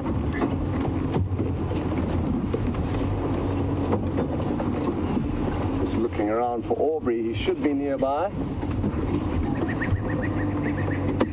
That's going to be the spot here. Orbs, if you just come along Weaver's Nest, we're close to the road now between Pangolin Track and Philemon's cut line. Okay. Now, there we go. She just faces us. It's a bit obscure at this angle. Oh, no, she keeps turning her head the wrong way. But if she faces us dead on, you kind of need to use your imagination a little bit. It's not clearly written out in bold, but you can certainly see some spots spelling out wow.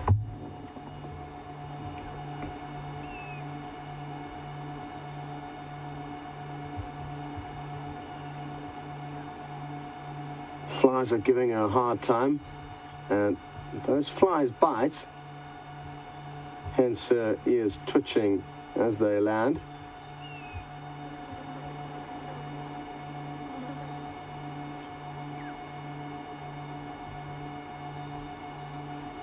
Sorry, Karula, whatever was in this area obviously has outfoxed you, but she still seems very focused and alert, and she could surprise us at any moment.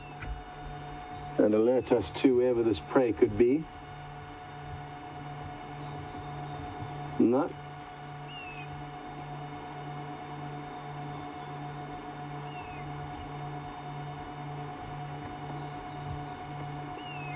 Isn't it incredible? She's literally been going from termite mound to termite mound, and that's something very important to remember when tracking for and looking for leopards. In the last kind of 15 or 20 minutes that we've been with her, she's spent a considerable portion of time on this termite mound.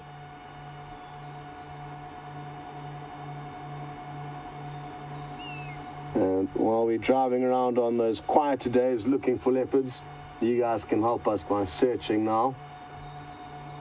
And this is going to be a prime spot to check.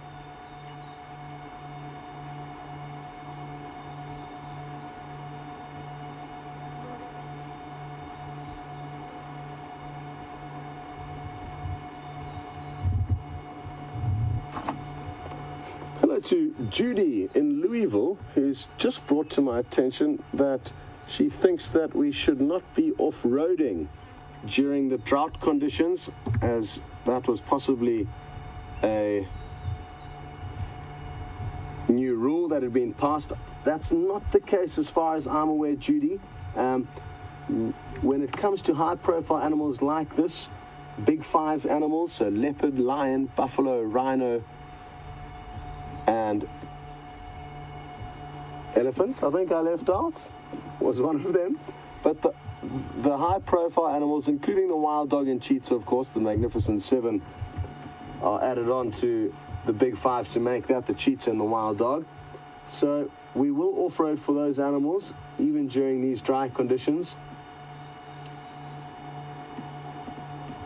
But again, thank you for double-checking, and it would have been a great reminder, having arrived freshly back. Some of you may have been aware of rules that I was not. I was only here for about an hour before we headed out on drive, so not much time to unpack, have a quick catch-up with everyone, and find out what's been going on out here. So thanks for that, Judy.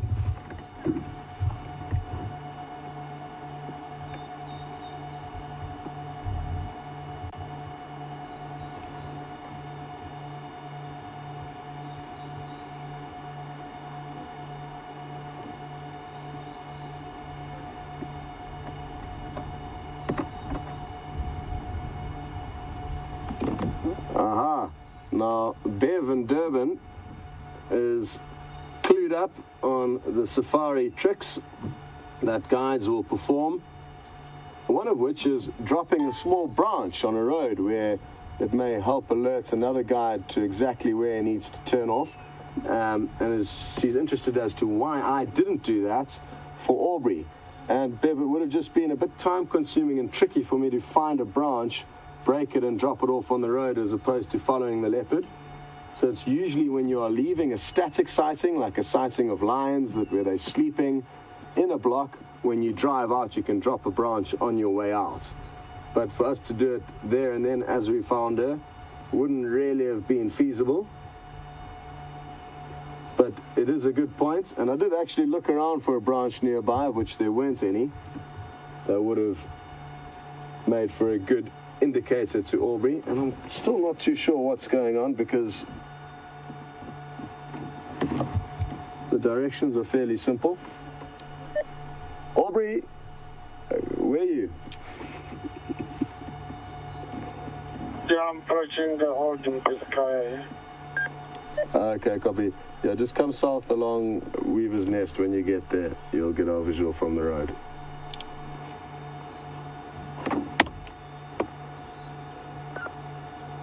You must have obviously just continued on the big loop. Weaver's Nest again. Okay, got you. Copy. Okay, very good.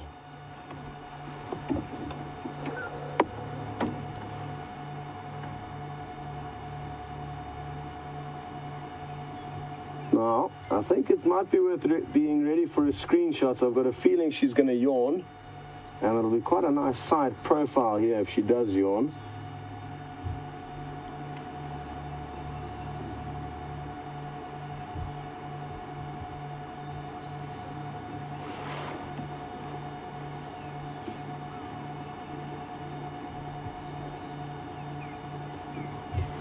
to Andrea in Toronto, and Andrea's interested to know how long does that buttery popcorn smell of the leopard scent mark last for? And I'd say anywhere between 12 and 24 hours. It will be pungent enough for us with our relatively weak senses of smell to pick up. Obviously, to other leopards, it will last much longer and will last days, if not weeks, if there's not any rain. So the popcorn smell, anywhere between 12 and 24 hours, depending on the weather conditions. And again, that is just a guess. I've never actually gone to an area and monitored it closely, like that tree where we just saw a scent mark now. I haven't kept going back to it repeatedly to work out how long exactly it smells for, but I'm pretty sure anywhere between 12 and 24 hours will be the likely time span.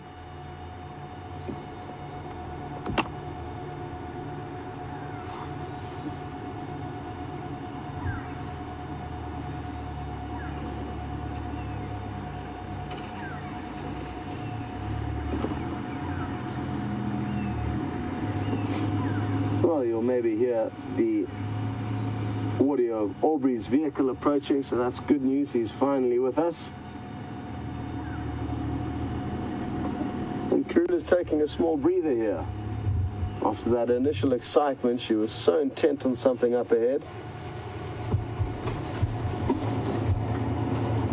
She's now taking a little bit of a time off. And again, that's not uncommon with the leopards and lions, especially during the daylight hours when it's very hot like this. They may move for short periods of time and then stop, have a break,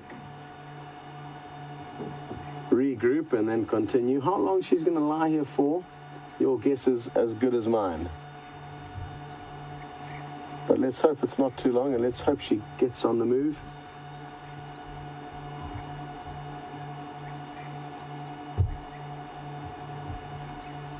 And some screenshots have been sent through of that wow, so well done for those of you who have captured the screenshots, and feel free to share them so that the new viewers can also take a peek on Twitter or whichever platform you're watching on, and that way they'll know exactly what the wow is all about. We're going to send you across to Jamie for a quick update as to what she's been up to, and hopefully when you get back to us, Karula is going to be on the move and entertaining us.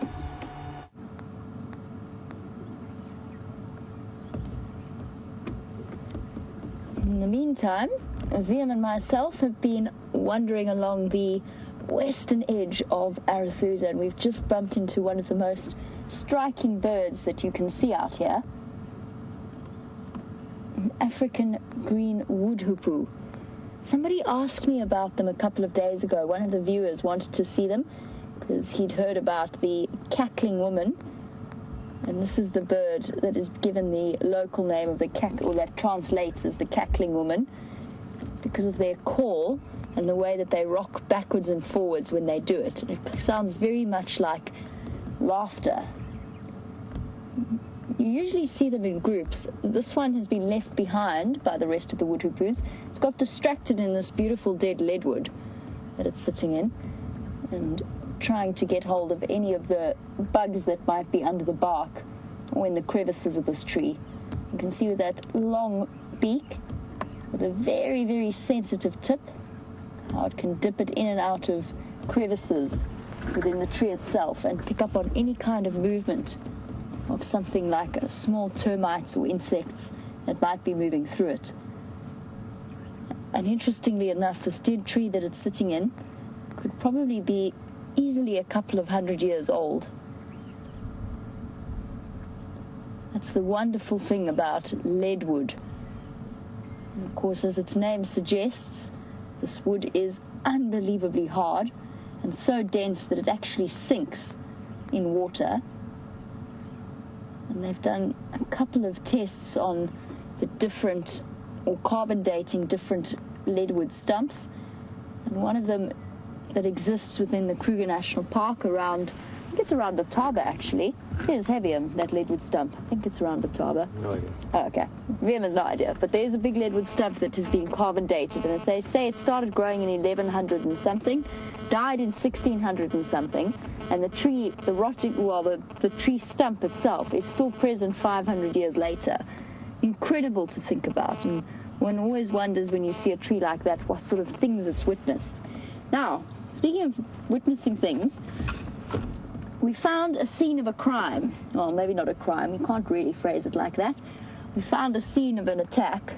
Oh, is this going to blow away while I try and set it up? Stay.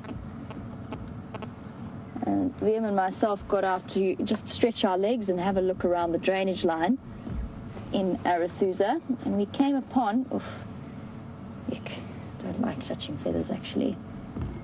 Came upon this particular site, and I've grabbed sort of 3 different sizes of the feathers that we found.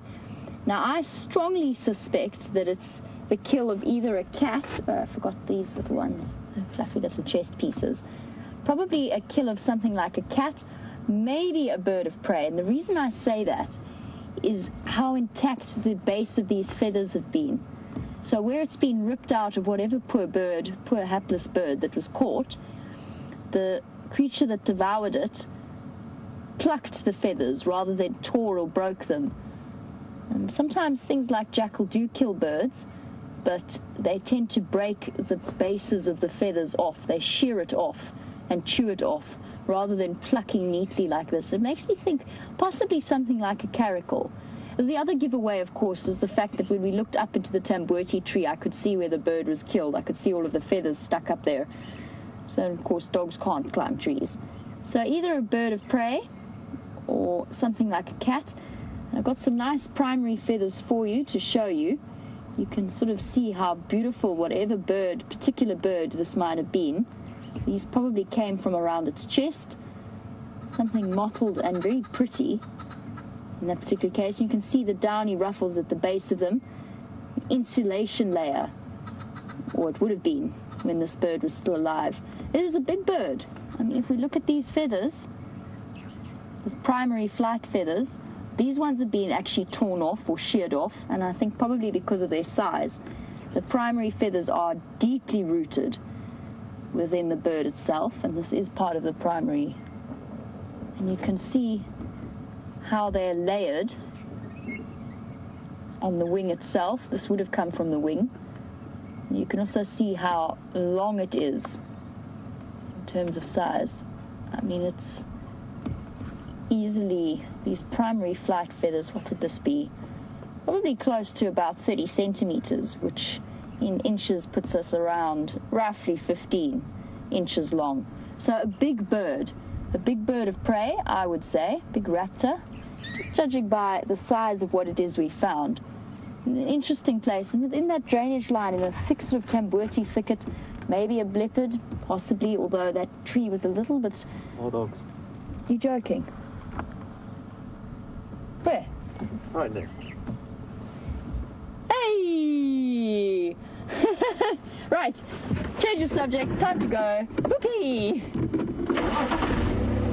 Where's this boundary now? What is this? That's insane!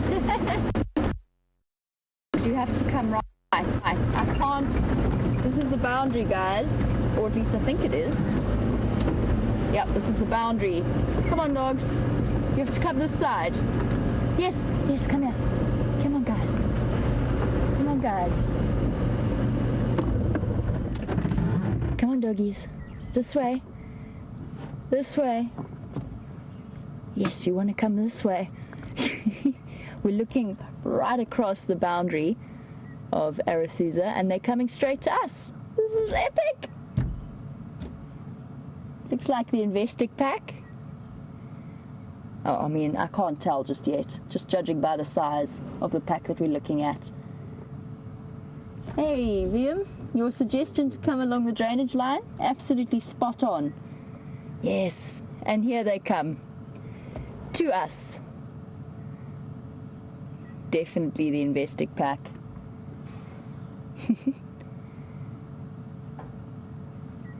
Here they come. On to Arethusa. Come on, guys. Come on. You can do it. You can do it.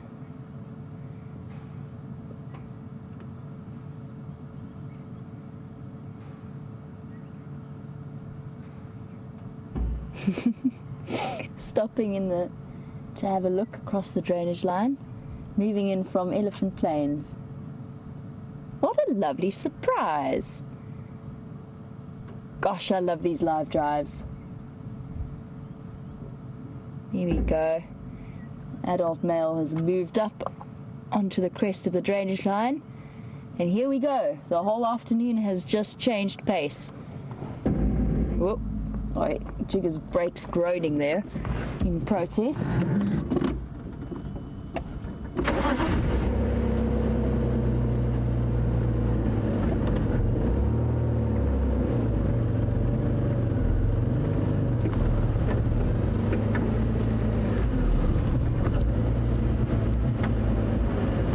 Let me just get up into position. So cool. What a nice surprise. Oh, hello. Dogs everywhere. So exciting. I just need to call this in. Sorry guys, bear with me one moment. Stations, I've got the Madach here at Second Windmill at one of the crossings.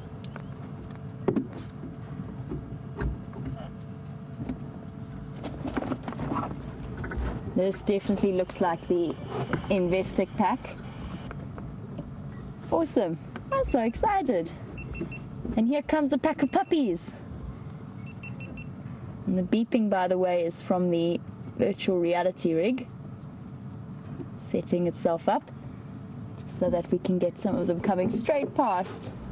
1, 2, 3, 4, 5, 6, 7, 8, 9, 10. Not sure where the 11th is.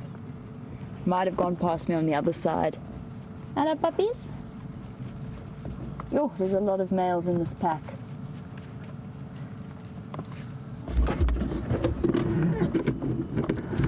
What a nice surprise.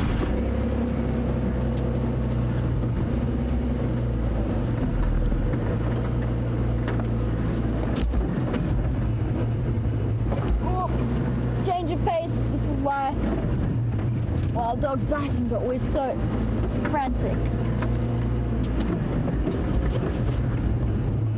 The worst turning spot in the world. Sorry, 20-point turn, yeah. Hey, Pat. You're right. Leopards, wild dogs, really doesn't get better than this.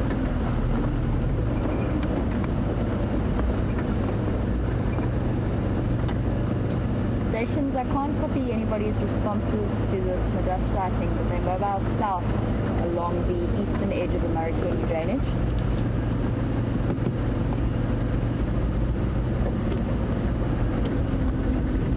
Which way are you going to go, doggies? Let's try and catch up with them. They're on the move, on the prowl.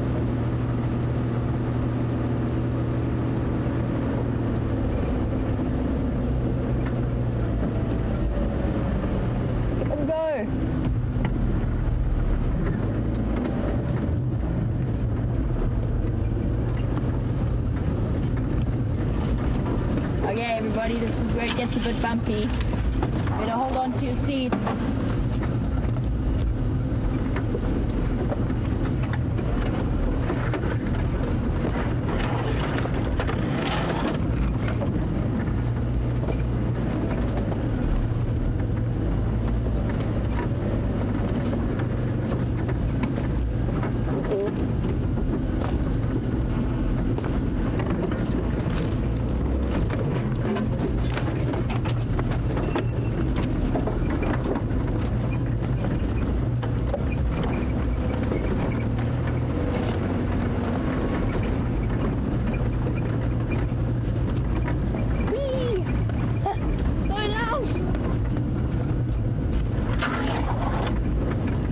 Diving, still with the pack.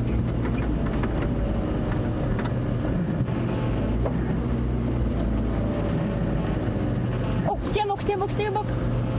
They're after it.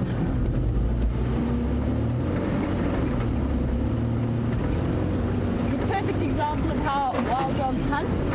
They course through the bush like this. Whoop.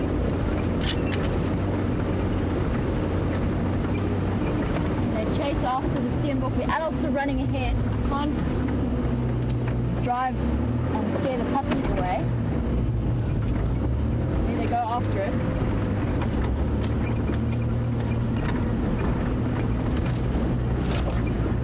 I think they lost it. I think that was one very lucky Steenbok. Sure. That Steenbok's heart must be absolutely pounding. So this is what they do. They move through the bush like this in their pack formation, all as a unit, and then course through, and as soon as something like a Steenbok gets spooked like that, it shoots out, it tries to run away, and very often they try and hunt it down. They're on their way to the Arathusa Dam.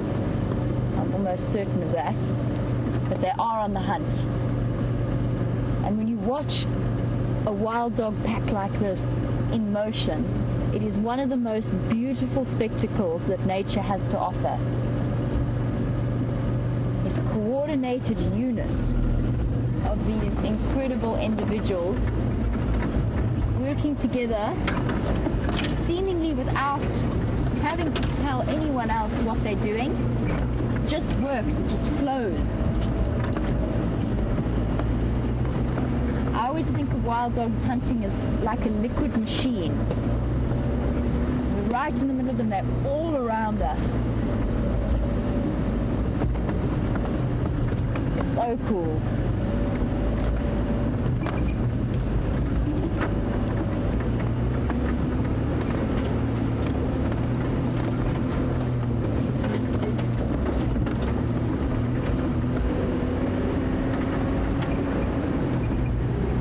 Luckily they've chosen a block that isn't incredibly dense, so we're able to stay with them. A nice elephant path here that hopefully they'll... Ooh.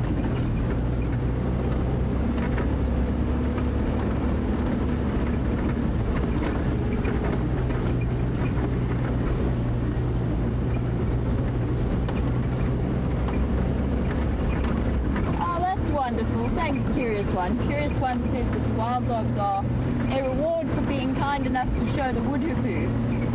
I'm glad to hear it. Everybody duck. Watch heads.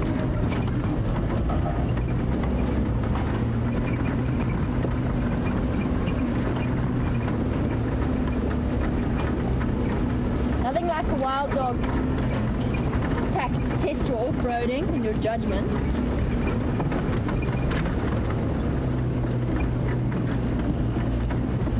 Charlie, yes, that Steenbok did manage, luckily enough, to outrun the wild dog pack. Hey. Very bumpy, sorry everybody. Lots of termite and aardvark burrows. Just got to be quite careful the ground doesn't collapse under us. They're going to make their way to the dam.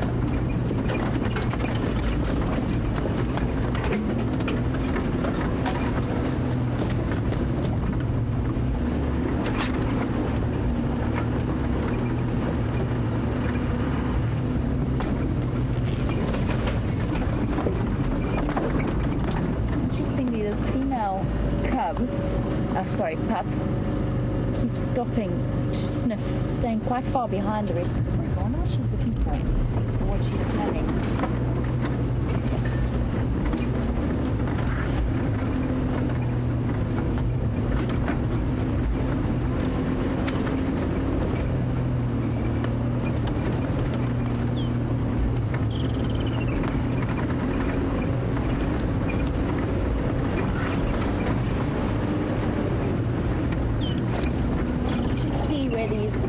Dogs decide to go, and whether or not they decide to head across to the dam or whether they keep going.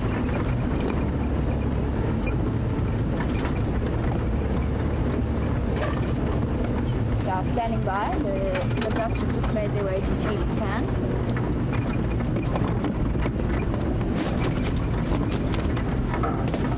Yeah, that's affirmative. It looks like they're going to go into the scoreboard here from Seafspan, just to the west of Seafspan.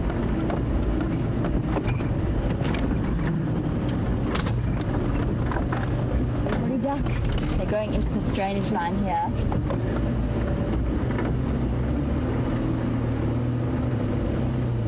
There's a two-track that goes from the road between Safari Dam and Seafspan.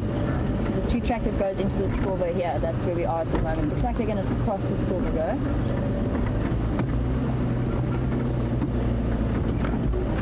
Copy. I'm going to try and stay with them. I might lose them in this scoreboard. Sorry guys, just updating the Arethusa Rangers about what's happening. Here we go. Look at this. What's down here that got them so interested? This.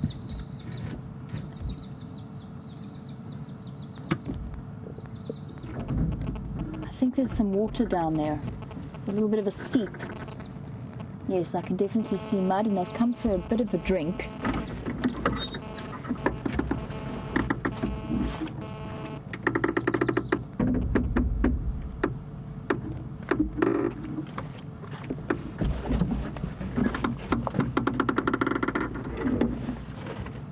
Tails wagging furiously. And this is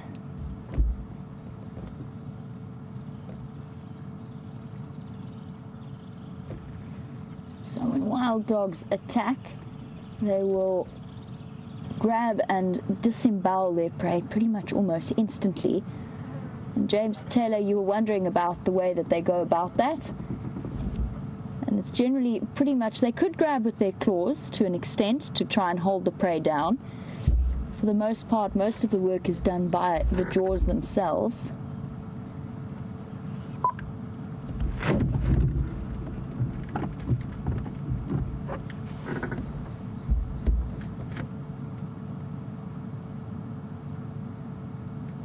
Yeah, all having a drink in this little mud wallow in the scorver here.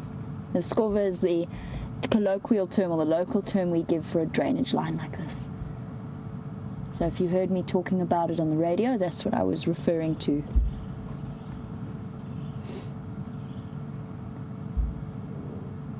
And they've come across straight here for a bit of a drink.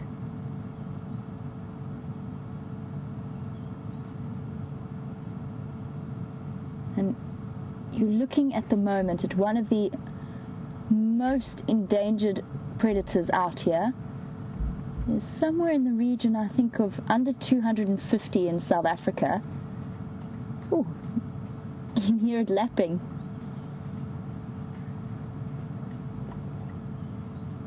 And you're looking at 14 individuals of about 194 within the Greater Kruger area. So it's got the largest population in South Africa. A predator that has been persecuted by mankind for the last 100 years or more, and is only just on the cusp of a recovering population. Just bear with me one more moment. I'll hop on the Game Drive channel. Our stations, it looks as though these wild dogs have gone static. In the scorver here, there's a two-track that leads down into it, and there's a bit of a mud wallow pan that they're drinking from.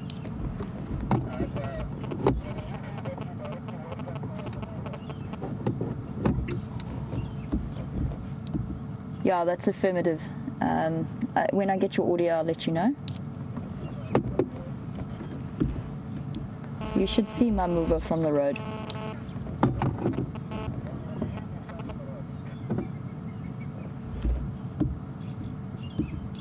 Oh, that's affirmative. If you come along from Safari Dam and you just drive west along that scorver, along the road that runs parallel to the scorver, you'll see me from the road.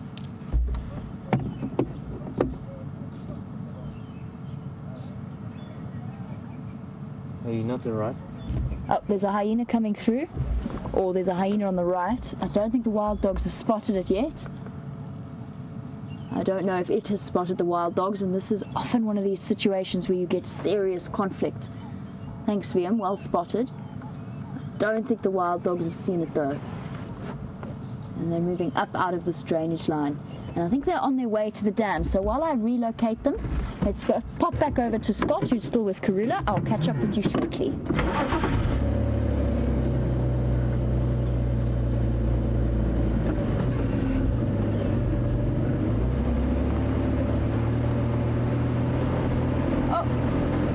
Seems to have disappeared on Rusty. That's okay, he'll be up and running soon. We'll catch up with the wild dogs. You can stay with me as we do.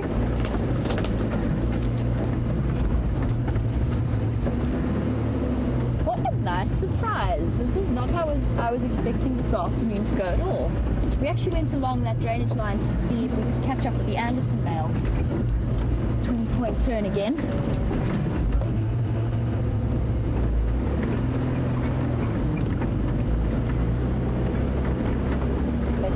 Mobile again towards Safari Dam.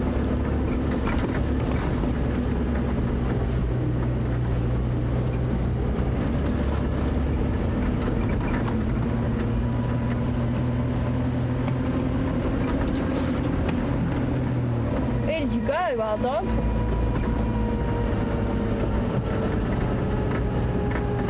Okay, well, we find them again. Let's pop over to Scott, who's reappeared, and Karula is on the move. Possible to guest 16 youngsters. Well, it was literally in the last 10 seconds that Karula decided to get up and active.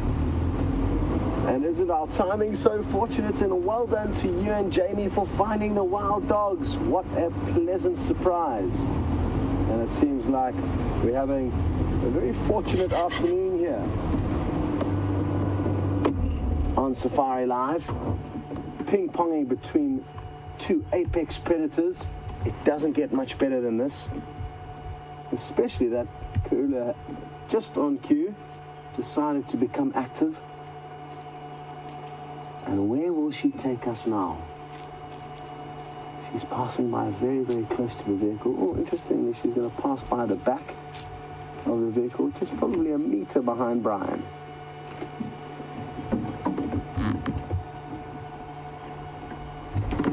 Karula. It's a very tricky area she's kind of aiming to head down into now. There's quite a lot of riverbed and thick vegetation here. We should be able to keep up with her.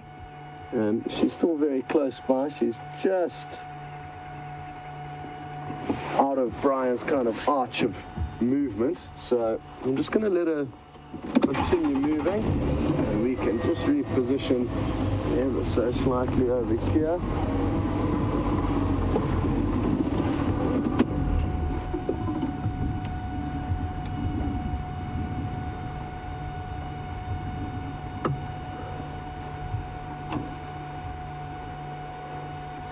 Now, Gillian Milwaukee has just asked a good question, and Gilly's noticed there's kind of appears to be an extra flap of skin or a slight protrusion on the back end of Karula's belly. You can only really see it when she's walking, and Gilly's obviously interested to know whether or not I think she could be pregnant. Now, Gilly, they've had so much up and down in terms of thought processes behind her pregnancies over the last year, really. And I can't be sure looking at her, to be honest. So I don't think so. I could be wrong, and it's very difficult to tell. They don't protrude hugely like the herbivores. They give birth to very underdeveloped young. So it's not easy to tell when predators are pregnant, or at least it isn't for me. And I wouldn't be able to tell for certain whether she was, Gilly. What is interesting, though, and for those of you who are new to SafariLIVE, is that she lost her last known cubs in this kind of time last year, a whole year ago. And leopards can very quickly recover from losing cubs and within weeks mate again and focus on trying to get the next generation into the system.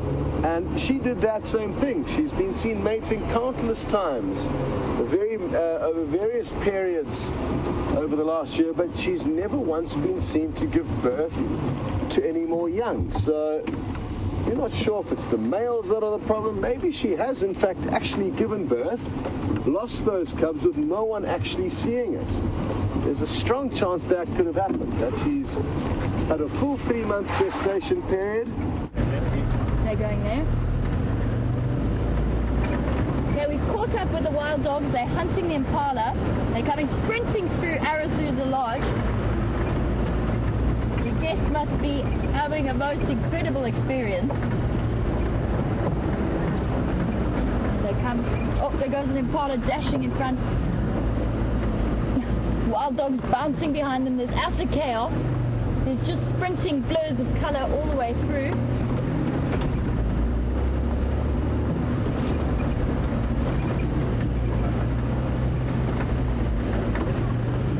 And that's what I was talking about this well-oiled, almost liquid machine that they are when they start to hunt. And it happens so fast that for us to actually stay with them is really tricky.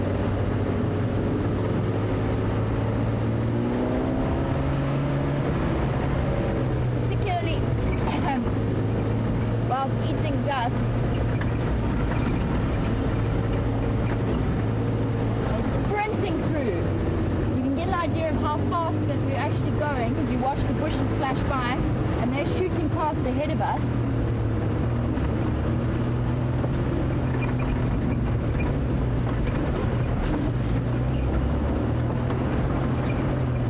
Hold on, everyone.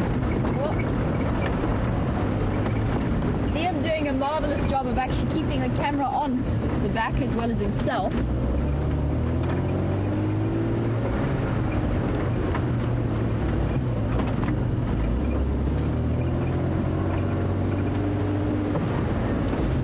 Back off road again.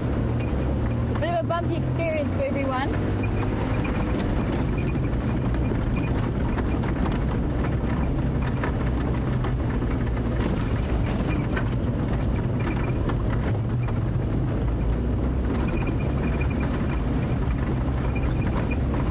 Have they managed to catch one?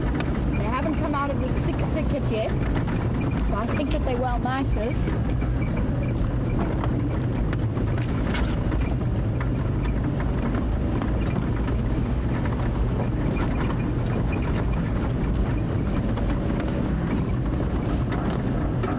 Oh, there they are. I can see them on the other side of the drainage line. Copy, thanks. I'm going to go around. They're running back in the opposite direction. And this is where stuff gets really tricky. You can see them running back towards the dam. I don't know if they've caught an impala or not. Try and get us back onto the road so we can loop around. But you get a rough idea of the phenomenal speed of these animals. So you saw how fast we were driving, and we didn't even manage to catch up with them. Duck again.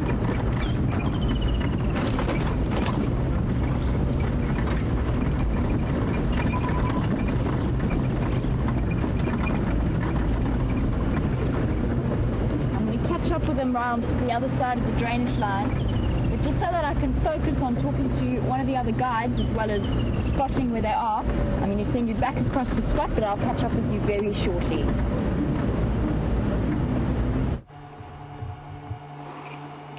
Affirmative, no problem.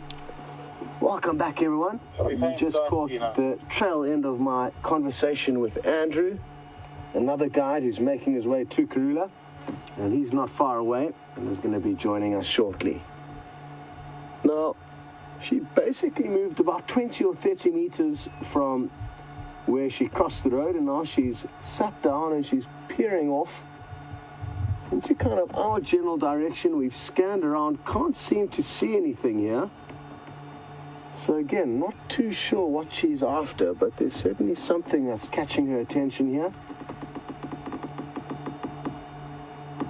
Sounds like some wonderful fun across with the wild dogs, and I hope you guys are enjoying racing about with Jamie. It's one of the most exciting animals to follow when they're hunting, the wild dog. Quite nerve-wracking, because the chance of losing either your cameraman or your guests is quite high, as you have to drive like quite a maniac in order to keep with them. So let's hope Wium is still in one piece.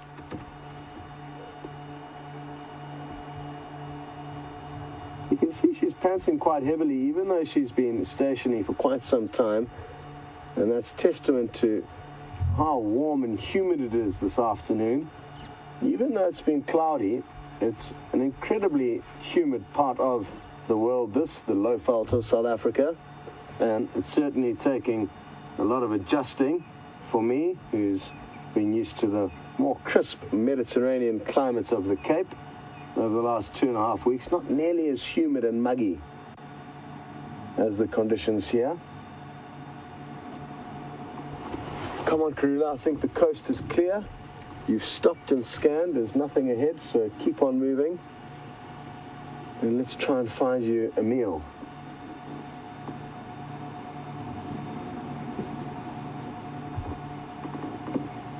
One thing that I learned quite quickly after spending my first few months as a trainee ranger here in the Sabi Sands is that we don't understand how difficult it is for predators to actually catch their prey. And as stealthy as she is, as incredibly well camouflaged as she is, she's got incredible speed, she's got all the tools at her disposal. But so do her prey, and her prey are incredibly quick and fast and easy to, and very capable of detecting her. So it's not something that's easy to witness, predators making a kill, and it's not actually an easy thing to happen full stop for the predators. And we must remember that. The odds are stacked hugely in the prey's favor. And that's why she'll take so much time, like she has now, to stop, listen, really do as much calculating as she can before blundering opportunities. She doesn't know when it'll be until she can find her next possible meal. So we must remember that. And I kind of cheekily urged her on there, where in fact she knows exactly what to do. She's a very capable hunter. And if anything, we just need to practice our patience and simply be happy by the fact that we are in her midst and being allowed such great insight into her life this afternoon.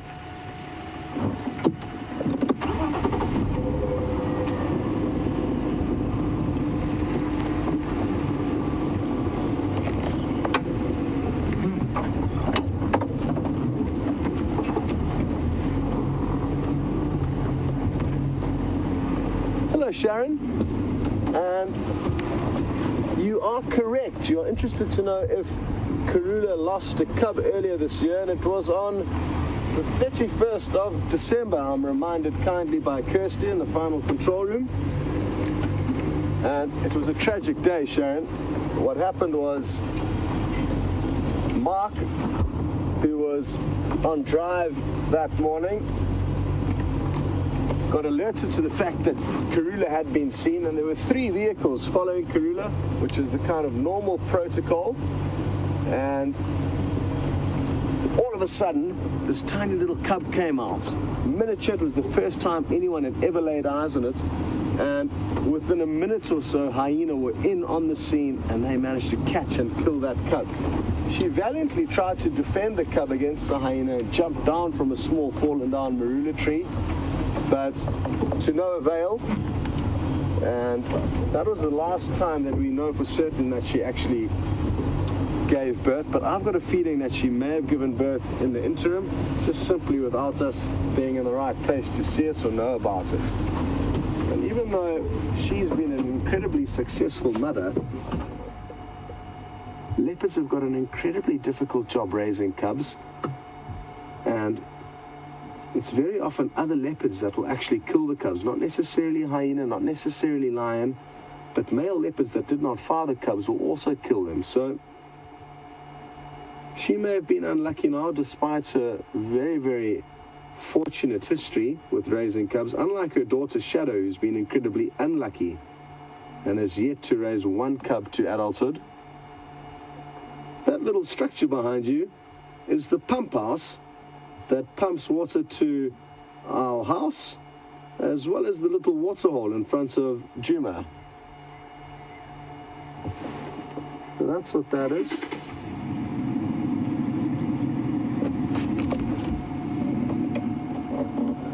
And Charlene, in New Hampshire, you've got nothing to worry about. The wild dog are very, very far away from Karula now, so pose no threat to her. But if they were nearby, she would certainly do what leopards do best, and that is hastily skedaddle up into a tree. Look at her, interested to see that we're obviously doing our maintenance on the pump there. She's just making sure we've got the oil levels right, I think. Keeping a beady eye on the situation there. Remarkable. There's a tiny little gate that she was looking through there. That's the entrance into that funny little room. And who knows, maybe she can smell the water that's being pumped up from the borehole and wanting to get at it. That could be a reality. Okay, well, we're going to leave her to check up on this pump house, and we're going to shoot you across to Jamie and a quick update on the wild dog.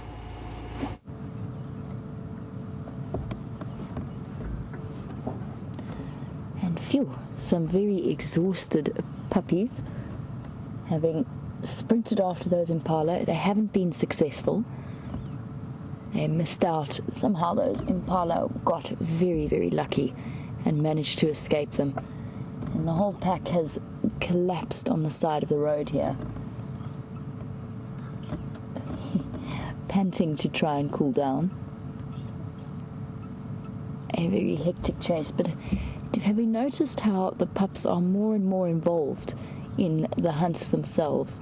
So a couple of weeks ago actually, when we sat with them when the adults shot off after the Inyala, we saw how the pups, this was, I'm talking about the Sands Pack sighting now, but the same applies because their pups are about the same age.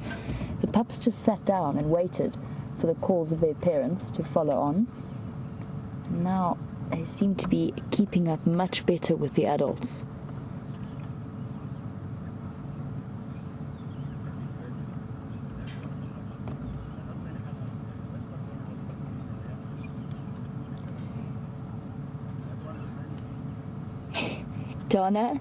Donna's watching in Jackson, and Donna was wondering if I could count how many males and females there are within the pups themselves. First of all, Donna, I can only count 10 pups. Wait, there's one male, there's one female, one male, one female, 2 males, 3 males, 4 males, 5 males, 6 males, 7 males, 8 males, 8 males, and 2 females that I just counted, Donna, just by sheer luck as that pack ran past. We got really lucky there, Donna, because I was about to say that it's almost impossible to do. 9 males is the last pup. I'm missing an adult somewhere, but it could well be lying in the shade. I've only counted 13 individuals with this particular wild dog pack.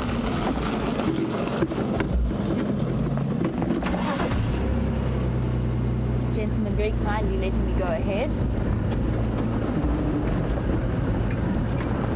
Thank you. So Donna, what did I say? 9 males. 9 males, 2 females in the pup dynamic. I think that's the breakdown. It was a very quick, they were flashing past me. I couldn't even properly look to see if you were seeing what I was seeing. I just had to stop and count while I had the opportunity. So I hope I got you an accurate count of those dogs.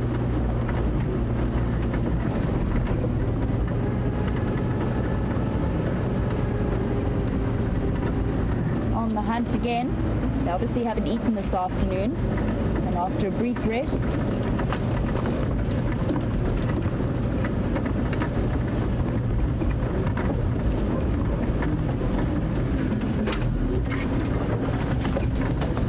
on the move again.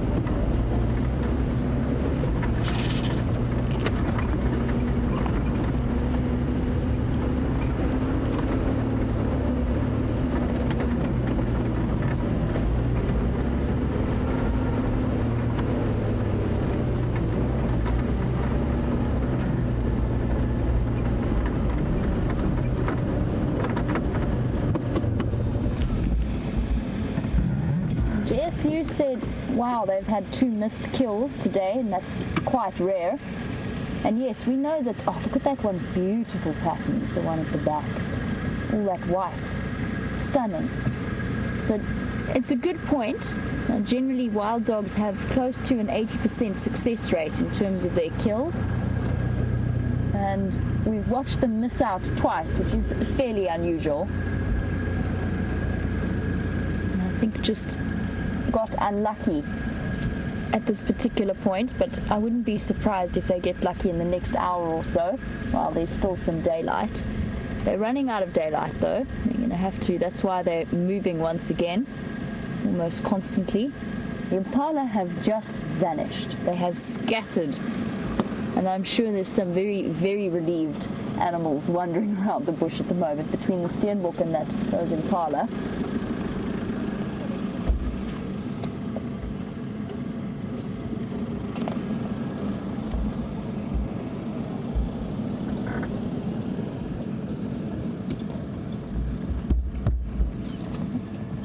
Wendy, who's watching in Florida, in terms of how long a wild dog can run full speed before tiring out, I've read statistics that say they can easily cover 5 kilometers, which is about 2.5 miles, at full speed. You probably find it's longer. So for new viewers, these animals have far more stamina than something like a leopard or a lion. They're smaller, so their bodies don't gain heat as fast, and they don't overheat as quickly as something, for example, like a lion might do, or a leopard. They're not stealth predators, they are coursers. They chase their prey down. Although both times, interestingly in these cases, in the 2 hunts we've witnessed today, they have given up fairly quickly. So we haven't done, we've done a couple of mad dashes, but they've ended relatively quickly. And I wonder whether it's just because the wild dogs get to the point where they know it's actually a waste of energy for them, and rather conserve that energy until there's going to be a hunt that they know they're going to be successful in. I'm not too sure. Sorry guys, bit of a traffic bottleneck. And while we loop around and they make their way to the dam, Karula's moving into thick bush, so let's go across there.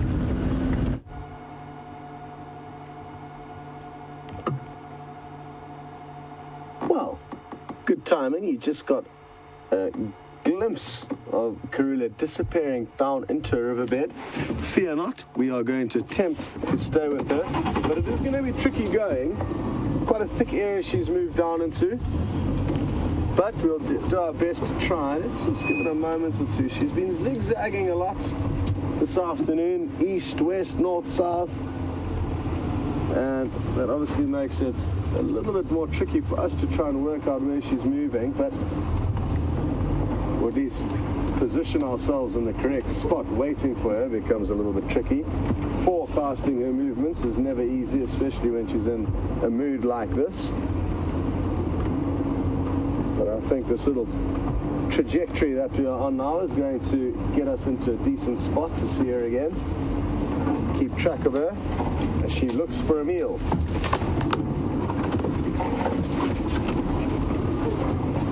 She's multitasking while she's looking for her next meal. She's also doing some scent marking, so making sure that she keeps her territory in check. And Bryan's done a great job keeping on her. Even though you may have not been able to see her, he has been able to spot her as she moves through this thick vegetation. And look at how incredible that camouflage is. Unbelievable.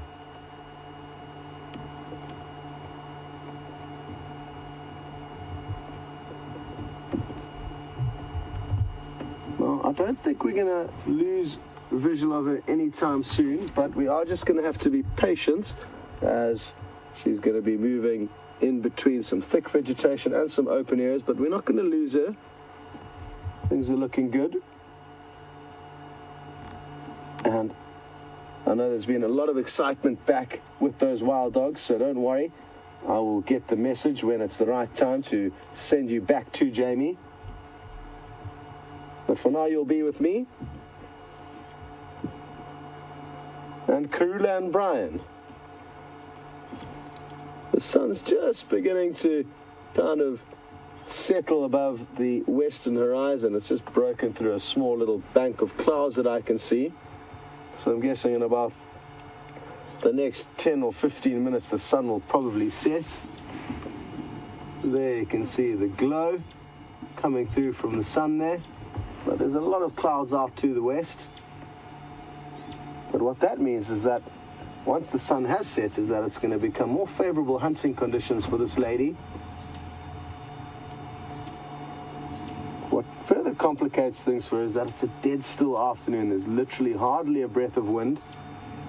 And on very still afternoons like this, it can be difficult for predators to sneak up on their prey because every little move they make can quite easily be heard. Okay, well, let's keep on the move. Let's see what she's going to do next.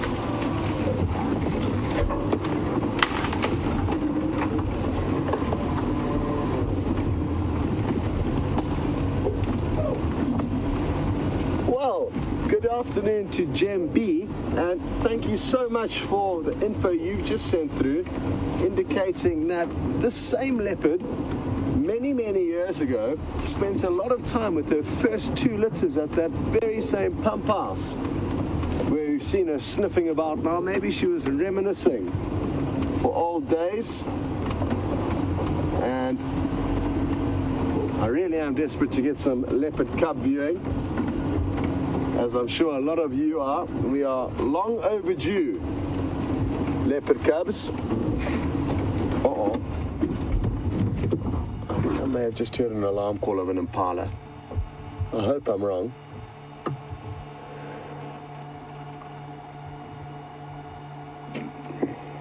But you can see how she stopped immediately, and I thought I heard the nasal snort of an impala, but can't be certain just yet, but it stopped her in her tracks.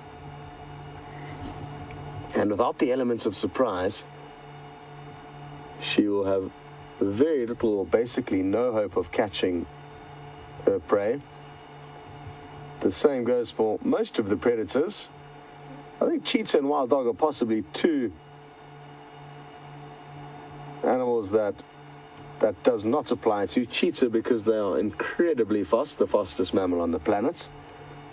So even once their prey has detected them, there's still a chance that they can chase them down over fairly long distances, much longer distances than a lion or leopard would chase, into the hundreds of meters, whereas a leopard and a lion will usually only chase 10 to 15 to 20 meters as a general rule.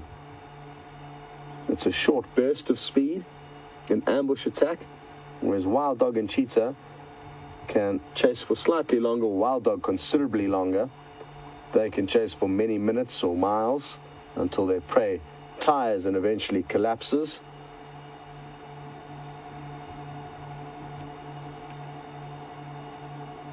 And that's why I was hoping that she had not been detected. I am on her side. I will come clean. I mentioned earlier that we don't try and aid any of the predators or prey and interfere in Mother Nature's plans, but you certainly are allowed to pick who you would like to support in this endeavor. A lot of the safari goers may be on the team of the prey. I'm certainly on the predators team for a number of reasons. The odds are stacked heavily against them, and also we very seldomly get to show you an actual takedown or a kill. So when it does happen, I get very excited. And the only leopard kill that we have actually managed to capture on film from start to finish was this same leopard we're looking at here. And it's a very interesting story on the topic of what we were discussing a little bit earlier, and that was her losing her cubs. Now, what happened was she lost her cubs in the morning, and she continued to search in that area and call in that area, I think that afternoon. And the following morning, we found her again searching in that very same area, calling, hoping that her cub hadn't actually been caught by the hyena. I was with her that morning, the following morning, and she actually led us back to the area where she had successfully hoisted a female impala kill. And at this time of the year, as you will all know, the female impala have all, well, the females that are old enough, have all got young lambs. And this impala was no different. The problem is that Karula had caught the mother and not killed the lamb. So this poor impala lamb hung around until that afternoon, when we returned to the area where she had this adult female kill, and we knew this baby impala was waiting there in the hope that its mother would return, just like Karula was hoping her cub would return. And Karula was sleeping away under a bush when all of a sudden this baby impala had one last plea, one last cry, trying to call its mother. And this got Karula's attention, and she shortly made very short work of pouncing on that baby impala and essentially putting it out of its misery. It would have starved to death had Karula not caught it. But isn't it fascinating how within 24 hours this leopard had lost her cubs, and obviously, or her last remaining cub of a litter, and obviously we were hugely sorry for her. But within 24 hours she had killed a mother and her calf. So it's a tough world out here, and that was the only leopard kill we've managed to film up till date since I've been around.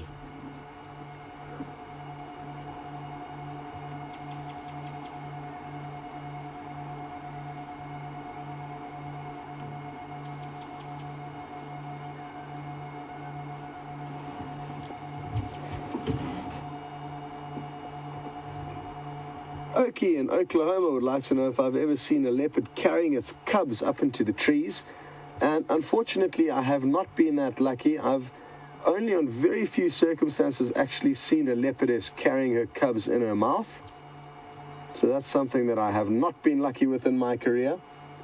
And I certainly haven't seen one carry the cubs up into a tree, but I have certainly seen many leopard cubs scrambling up into trees, sometimes tiny little trees, just to escape from hyena and even lion when they come across their kills, or simply just trying to evade them.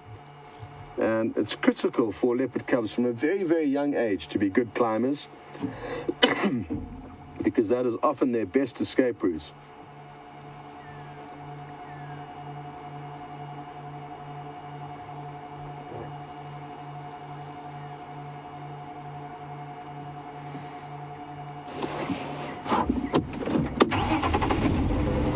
So, the wild dogs have pulled a little bit of a disappearing act, and Jamie is desperately trying to track them down again. So, that's what's happening across in Arethusa.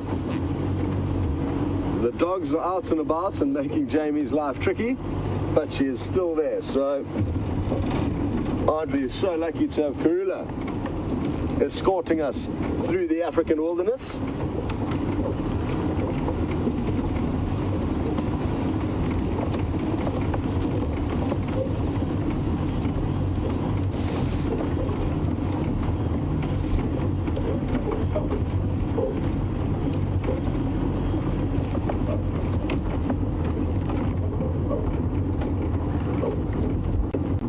To Remain in San Diego, and sadly Remain, no, I haven't heard any updates on the Anderson male, and not too sure what he's up to or where he's hiding at the moment.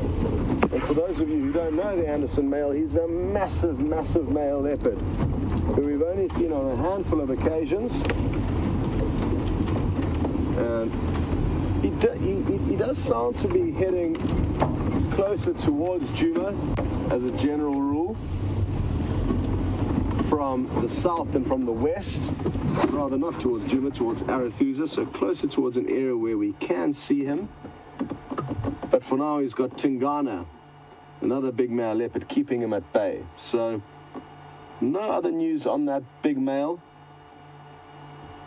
And if we get any inkling of the chance of being able to find him for you, we will certainly race across there, so do not worry about that. It's kind of a little bit of a quest between all of us here to try and get some more game time in with him. I think I'm winning at this stage. I think Brent may have had one brief sighting with him, but so far I've been the one that's been lucky enough to see Anderson only on 2 occasions. Oh, is it time for some grooming, it appears? Yep. It's not easy to keep looking this good. I understand, Karula, and you just take your time now to make sure everything's in order there.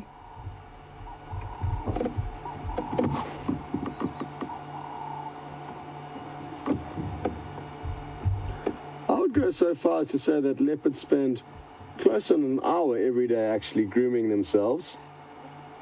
And again, that's just my little theory. Don't quote me on it. But about an hour a day they'll spend. They need to not only keep the burrs and sticky seeds that will latch onto their coats off them, but also the parasites, the ticks. And if they don't maintain their body well enough, they'll lose condition very, very quickly due to these blood-sucking parasites. And there you can see she's probably trying to nibble some out of her coat as we speak.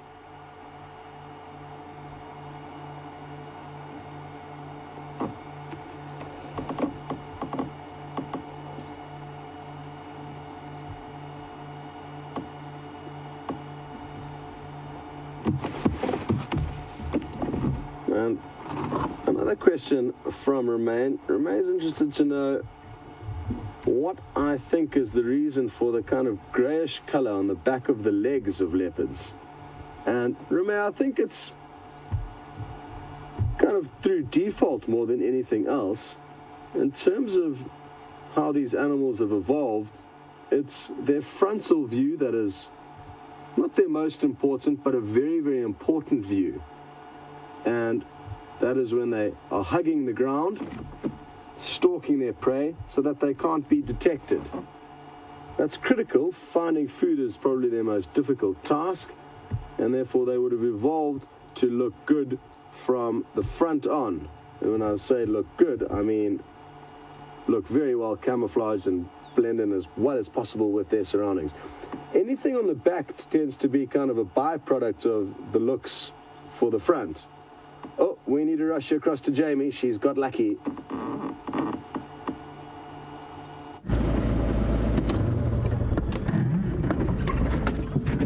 Phew.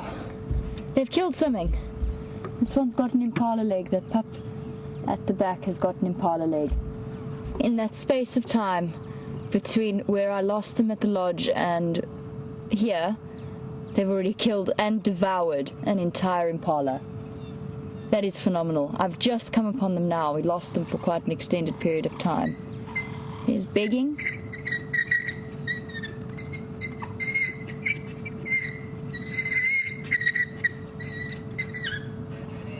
There you go. And this is such a typical sighting. How cool is this sound? Sorry guys, bear with me one moment. It's just myself at the moment. There were 2 other vehicles in the sighting with me earlier, but I'm not sure if they've pulled out.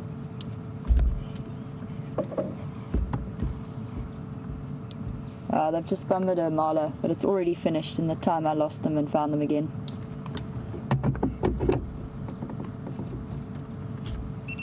They're incredible animals. So that little squeaking effort that you saw there, let me duck my head out of your way. So the adult walked up to take the leg from the youngster, and that begging sound is the foundation of a wild dog pack. Essentially, submission rather than aggression is the ruler of any kind of wild dogs. And So by begging and supplicating in that gentle posture and flattening its ears, making that squealing, begging sound, the pup was essentially saying, please don't take my leg away from me. It's my leg. Please, please, please, please, please, please, can I have it? Please, Dad, can I have it? Please, please, Dad. And it works.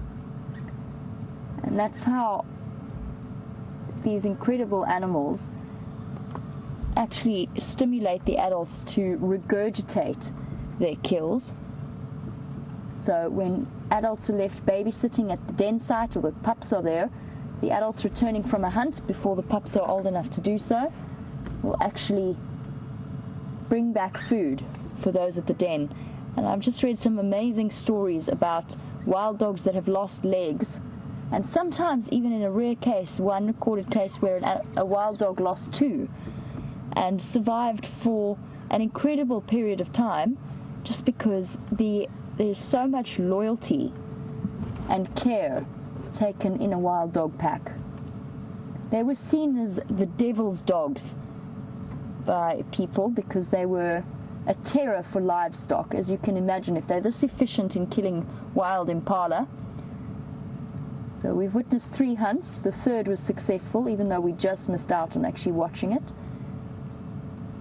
You could imagine the havoc they could potentially wreak, but it is a hugely unfair reputation, one completely undeserved. And now that they've moved away a little bit, I should be able to get a nicer view for you.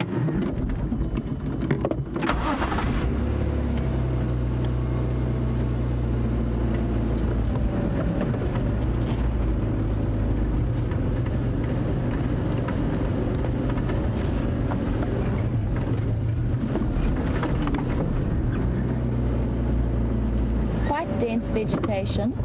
We should be able to get a view of some of what's happening.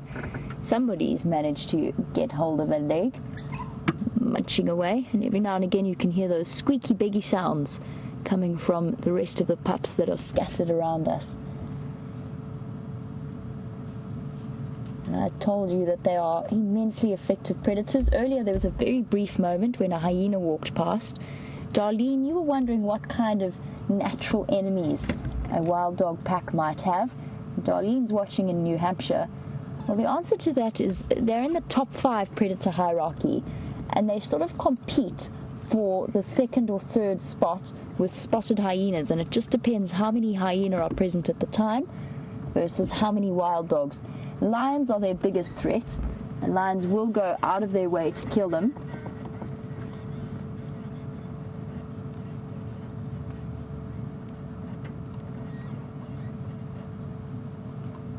Sorry, I got distracted. I'm just listening to the Game Drive channel. Okay, copy. Yeah, I'll just keep coming.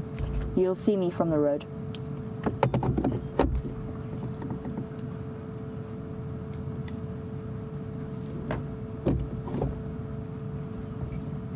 So, sorry, I was in the middle of answering Darlene's question, and then I got some requests through from the Game Drive channel to just guide the rest of the safari guides into the sighting. So yes, lions are the biggest threat, and they're the particularly big threat for babysitting females or babysitters at the den because they tend to be restricted in their movement. Also, we've seen the wild way that wild dogs course through the bush, and quite often, surprisingly often, they actually come straight across the sleeping pride of lions, and if they're not out of the way as quickly as possible, it will result in the inevitable death of that wild dog. Oh, sweet. Squeak, squeak, squeak. Please don't take my leg away.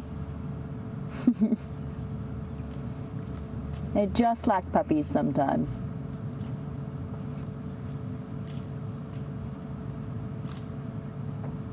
Now, Paul, we're only seeing the end part of this kill, but you've mentioned that they didn't seem to get much in the way of food. Wild dogs are so unusual in that they get the first primary access to a kill.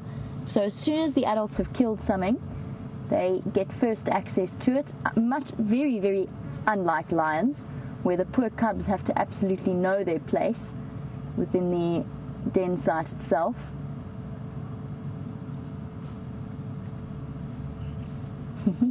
Enjoying that little leg.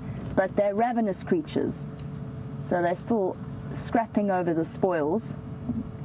And even once the adults have eaten and the pups have eaten the majority of the kill, if they go up to one of the adults and they beg sufficiently effectively, the adults might actually even regurgitate the part of the kill that they ate. It's incredible to think of. Sorry guys, I just need to get on the Game Drive channel again. Oh look, it's got the head.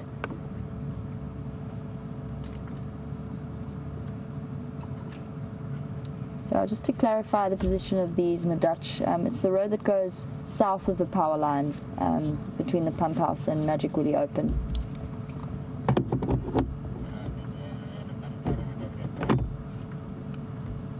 Yeah, that's affirmative, sorry. I'm never quite sure what this road's called.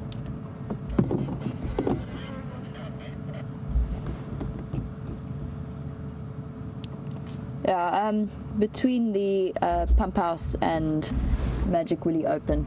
It's the one that runs, yeah, pretty much north-south. More east-west, actually.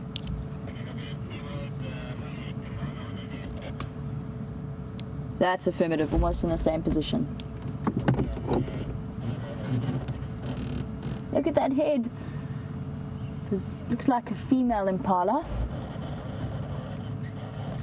And that also might explain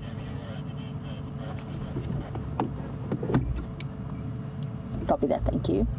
That might explain why the pups and the rest of them are nibbling over scraps, is the fact that it looks like a baby impala, so there won't have been much meat. Oh no, actually looking at it now, that head is quite large. Little bit of play behavior happening. It's, those pups are starting to reach the point of sexual maturity. They go into their first estrus cycle and they mature fairly young, although they won't breed for quite an extended period after that.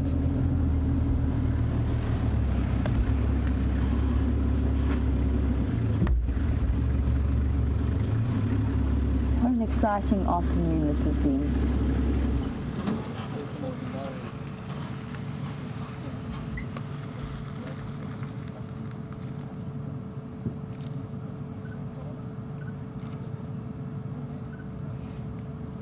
And that is what makes this pack quite so voracious. And Wayne, who's watching in Philadelphia, you've raised a really good point. The fact that one impala doesn't really seem to be enough for a pack of this size, especially with 11 little pups to feed, 11 growing pups to feed. And Wayne, in terms of how much I would guess they would eat, another scrap for food. Yep, they're still after that head. Wayne, I would guess that they could easily kill an impala, a female impala or an impala of this size, probably easily at least 3 times a day. If the opportunity strikes, they will feed at least once a day, but they could very commonly kill more than that. And I've heard plenty of stories of wild dogs killing 3 or 4 impala in a row and going from one kill to the next to the next to the next.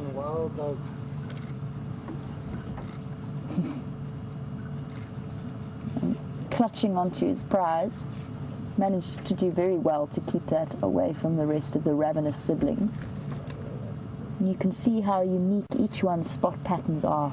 That one with all of that white is a particularly attractive individual, being caught in a game of tug-of-war.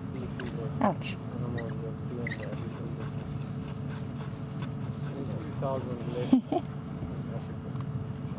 There's nothing better than watching happy wild dogs play. No, my head. My impala head, leave me alone. You can see the ears back, the tail down, that submissive posture.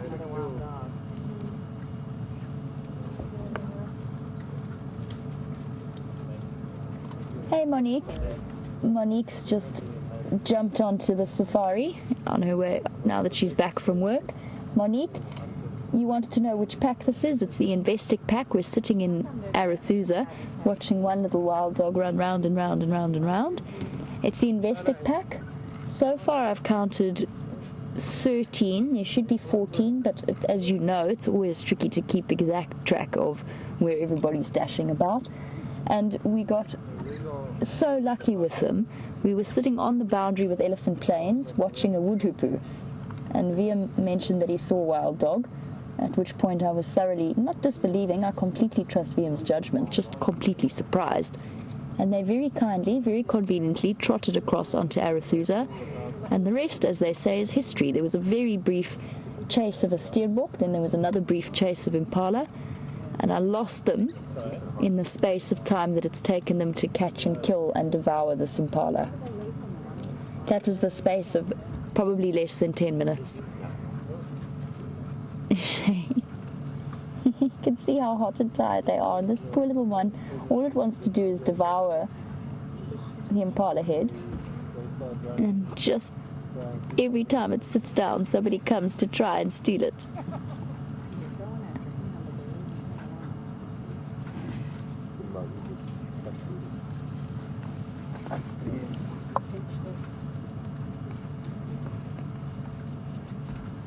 Now, there are other vehicles that do want to see the sighting, and as our regular viewers know, you can't spotlight wild dogs, so there's a limited time period in which the other people would be able to sit and watch them. So I'm just double checking on my Game Drive channel to see if anyone else is going to come through into the sighting. Just bear with me one moment.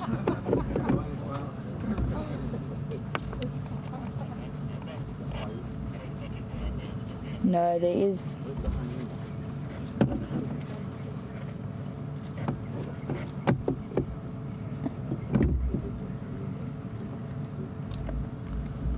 Our stations, I'm going to be pulling out of this sighting in the next few minutes. Guys, we do have to make space for other vehicles. We've been so lucky to spend this afternoon as we have, but as I said, there are other vehicles waiting to see them, and they've got limited light left this evening before they'll have to leave this particular sighting. Oh, shame. Desperate begging squeaks. We've got another 2 minutes with the wild dog, and then I'm going to pull out of the sighting and give another vehicle a chance. We'll enjoy the last few moments of being able to watch them. And bear in mind, of course, that it is darker than we realize because the camera is able to provide a little bit of ambient light or something. I'm not quite sure how that works. We'll go with that.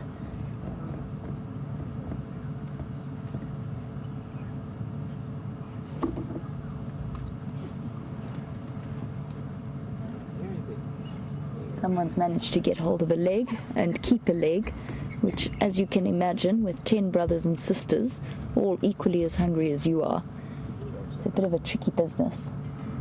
And that's what all of those little squeaking sounds are about. And chattering away there. Bopped it on the nose. I love watching them. They're incredible to see.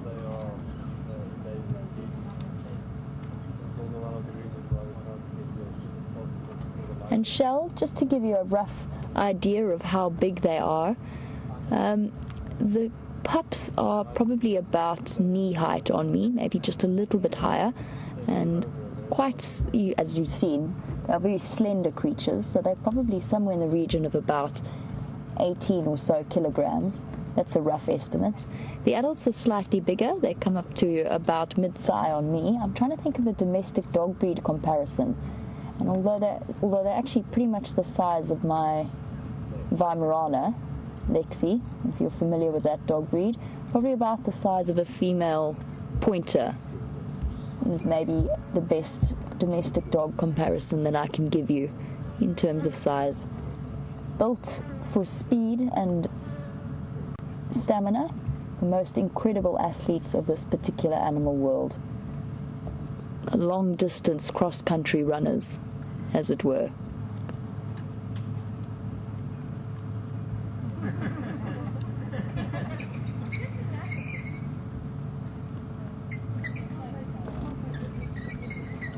And Jeffrey, just a quick answer, not much interbreeding happens between siblings. It's one of the reasons why wild dogs have evolved the alpha system. And although the female does breed with other males, she mainly breeds with the alpha male, who will be unrelated to her. At the moment, this is more play than anything else. It's not serious at all, and it doesn't really happen that they actually interbreed with litter mates. Well, ladies and gentlemen, it has been a wonderful evening, but it is time for us to pull out of this sighting and give another vehicle the option to come join in. Sorry guys, give me 1 second. Pulling out in 30 seconds. Copy, I'm on my way soon. Sorry guys. I'm going to say goodbye to you all. It's been wonderful having you on the back of our safari vehicle. I hope you have a wonderful day, and a big thank you to Wium. We have him to thank for those wild dogs. So have a fantastic day. I'm going to pass you over to Scott for the last few moments. Cheers for now.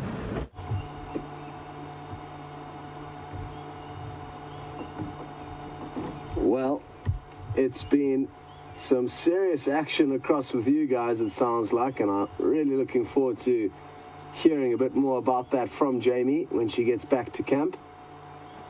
Karula hasn't moved at all since you left us, and she continued to groom herself for about another 5 or 10 minutes and has been pretty much sleeping until now.